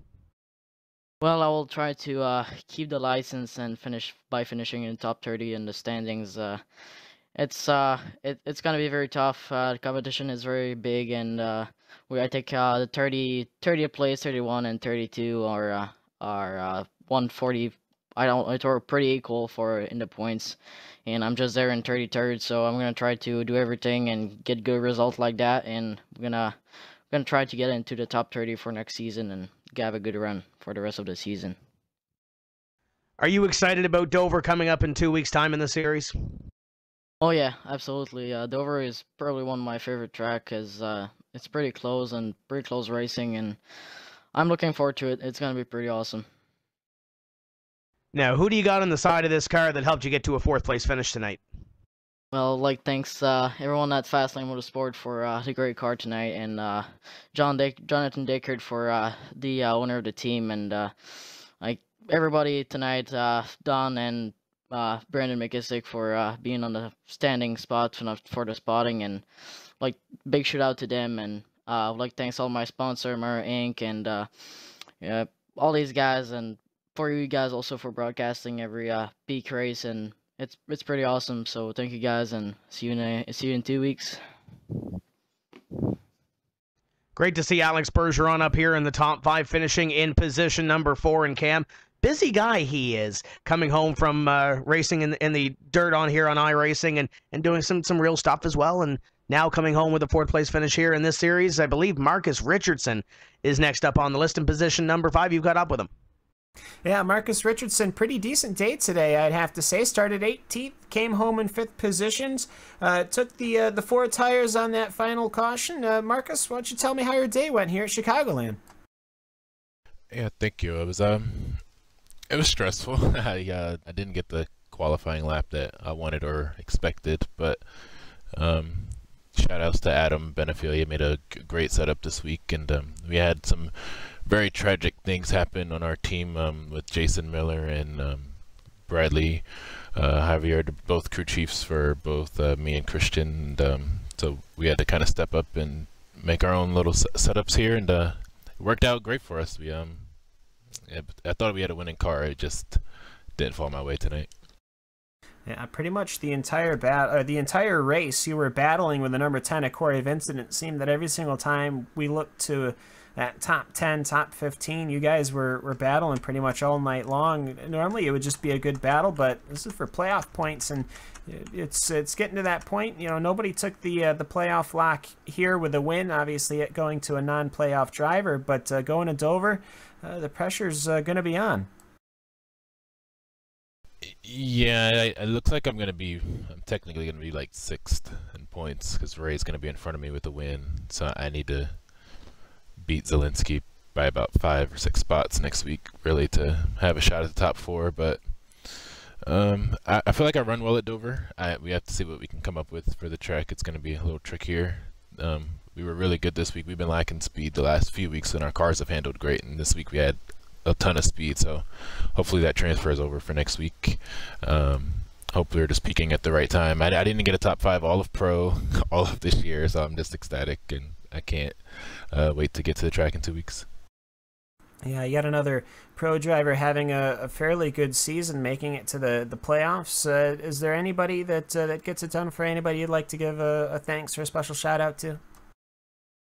Well, again, the shout outs to Adam for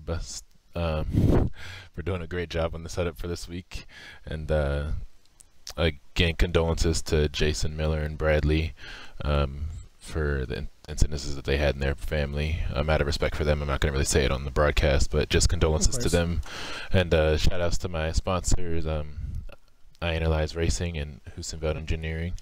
Hussenveld actually got me a rig for this year. I used to race on a dresser drawer, so that's pretty a lot more comfortable for me. So thanks to everybody at One Up Motorsports, Alan Pajari, and also known as Peak Pajari, for helping me. Spike gets me through a lot of the wrecks. He does a great job, and thank you guys for broadcasting it. I'll have to watch it back. Yeah, of course. Thanks so much for hopping in the booth with us. And as someone who races on a folding camping table, you have my envy. So, Marcus, thank you so much for hopping in the booth with us, and we'll see you at Dover. Yep, thank you, C. And Evan, I believe that's that for the driver interviews. We're going to hand it off back to you. That brings things full circle as we wrap up tonight from the Chicagoland Speedway. And again, a little bit of a longer night if you were with us early in the evening for the NASCAR iRacing Pro Invitational Series. Next time we do this in 2 weeks' time, that series is also going to lead off our coverage. So I encourage you, if you didn't tonight, to show up an hour earlier at 8 o'clock Eastern Time, 5 o'clock at the West Coast, to make sure you're with us for both nights of action. But Chicagoland Speedway is one of my more pleasant or favorited of the intermediate racetracks. It has that little bit of a unique characteristic to it with the curved back straightaway, a little bit of less banking in some places, but it worked out really well tonight, Tim, with the inside and the outside working. There were points in this race where it looked like, okay, it's locked up, Logan Clampett's going to win it. There were points where, all right, we thought Zach Novak was going to win it, and I think that those are the best kind of races when you have those moments. And then a surprise late in this thing, and we heard it when we were talking with Taylor Hurst, no more than with 40 laps to go in this race. He was basically outside of the top 30. Yeah, you had some comers and goers, and not only late in the race, but at the start of the race as well. We had 2 green flag runs, and Zach Novak had some timed cautions that weren't necessarily playing to his part. Big hole for him going in to that final playoff cutoff before we hit Homestead. He and Christian Chalner are going to have their work cut out for them. Pretty much a must-win for those drivers. But we talked to Marcus Richardson, and he said we have to make up 5 or 6 positions on Bobby Zalenski. Yeah, that's true when you look at it. But you got Corey Vincent, you got Logan Clampett, and Ryan Luza there as well. Luza's cushion's a little more comfortable, but when you look at Clampett, Zalenski, Vincent, and Richardson, you're looking at 12 points in between those drivers. And if you don't include Ray Alfalla and Ryan Luza in that conversation, there's 4 drivers and 2 spots going in to that Homestead Miami Speedway race. Granted that none of those win at Dover, but you saw it here. You saw the sense of urgency by some of those drivers to get towards the front of the field. But congratulations to Taylor Hurst. Great run by Jimmy Mullis and Alex Bergeron.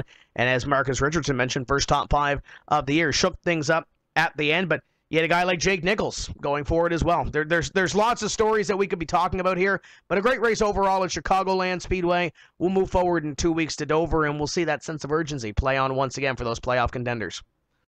And typically, as you get another race into a round of a playoff or something, Cam, that these races and the spread and the points tend to spread out a little bit. You get a couple more races. Not the case tonight. Things tighten up, as Tim was just mentioning there. Zalenski's going to be on the cut line, only 3 points ahead of Corey Vincent, only 4 points ahead of Marcus Richardson. And if we were to see a Richardson or a Novak or a Challenger pull that win out, next thing you know, Clampett falls down to the cut line. That would only be 8 points. Luza looks good on points, but if a new winner combined with a rough night strike him at Dover, he is not confirmed, so we will leave tonight as we were coming in, and that is where Ray Alfalla is the only driver who knows for certain that they'll be racing at Homestead in just over a month's time.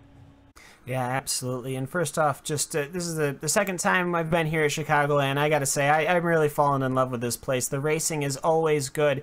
And whenever we come here, the drama is always at the highest peak, too, because we got to remember, we were right in the middle of the battles between PJ Sturgis and Ray Alfalla last season. And right now, with this playoff structure, we've amplified that. I mean, we've had 4 people in the playoffs finish in the top 10. I mean, it doesn't get any tighter than that. And going to Dover, well, things get a little rough and tumble there, as we all know, and that could really, really spell disaster, especially if something like what happened here tonight at Chicagoland happens. When you start getting these cautions that are happening as people are trying to pit or just coming out of pit. We saw that really through the entirety of the field asunder a couple of times, though I will say, once again, the cream rises to the top, and that's why you had 4 playoff contenders finishing in the top 10. And with all of that being noted, round number 14 from Chicagoland will fall into our rearview mirror. As always, we want to thank you for watching this special presentation of RaceSpotTV and iRacing Live and the Motor Racing Network. You can find out more information about iRacing's World Championship Series online at wcs.iracing.com. On behalf of the entire Tuesday night team for East Van Palo on the cameras, broadcast CG by Simon Grossman, Kevin Pape, their team, Andy Werder on the graphics, of course, Will Vincent, Hugo Louise, the entire team at RaceSpotTV, for Cisco Scaramuza, Andy Kessler, who were with me earlier, and of course the team topside tonight for myself, Evan Pasoko, Tim Terry, and Cam Walsh. Want to congratulate Taylor Hurst, who is now a winner in the NASCAR Peak Antifreeze Series, and the playoffs will roll into their final race of the open round from the Dover International Speedway in 2 weeks' time. Still 3 spots open. We'll catch you on September the 26th. That race and every race on this 2017 NASCAR Peak Antifreeze Series powered by iRacing can be found right here on RaceSpotTV. Until next time, good night.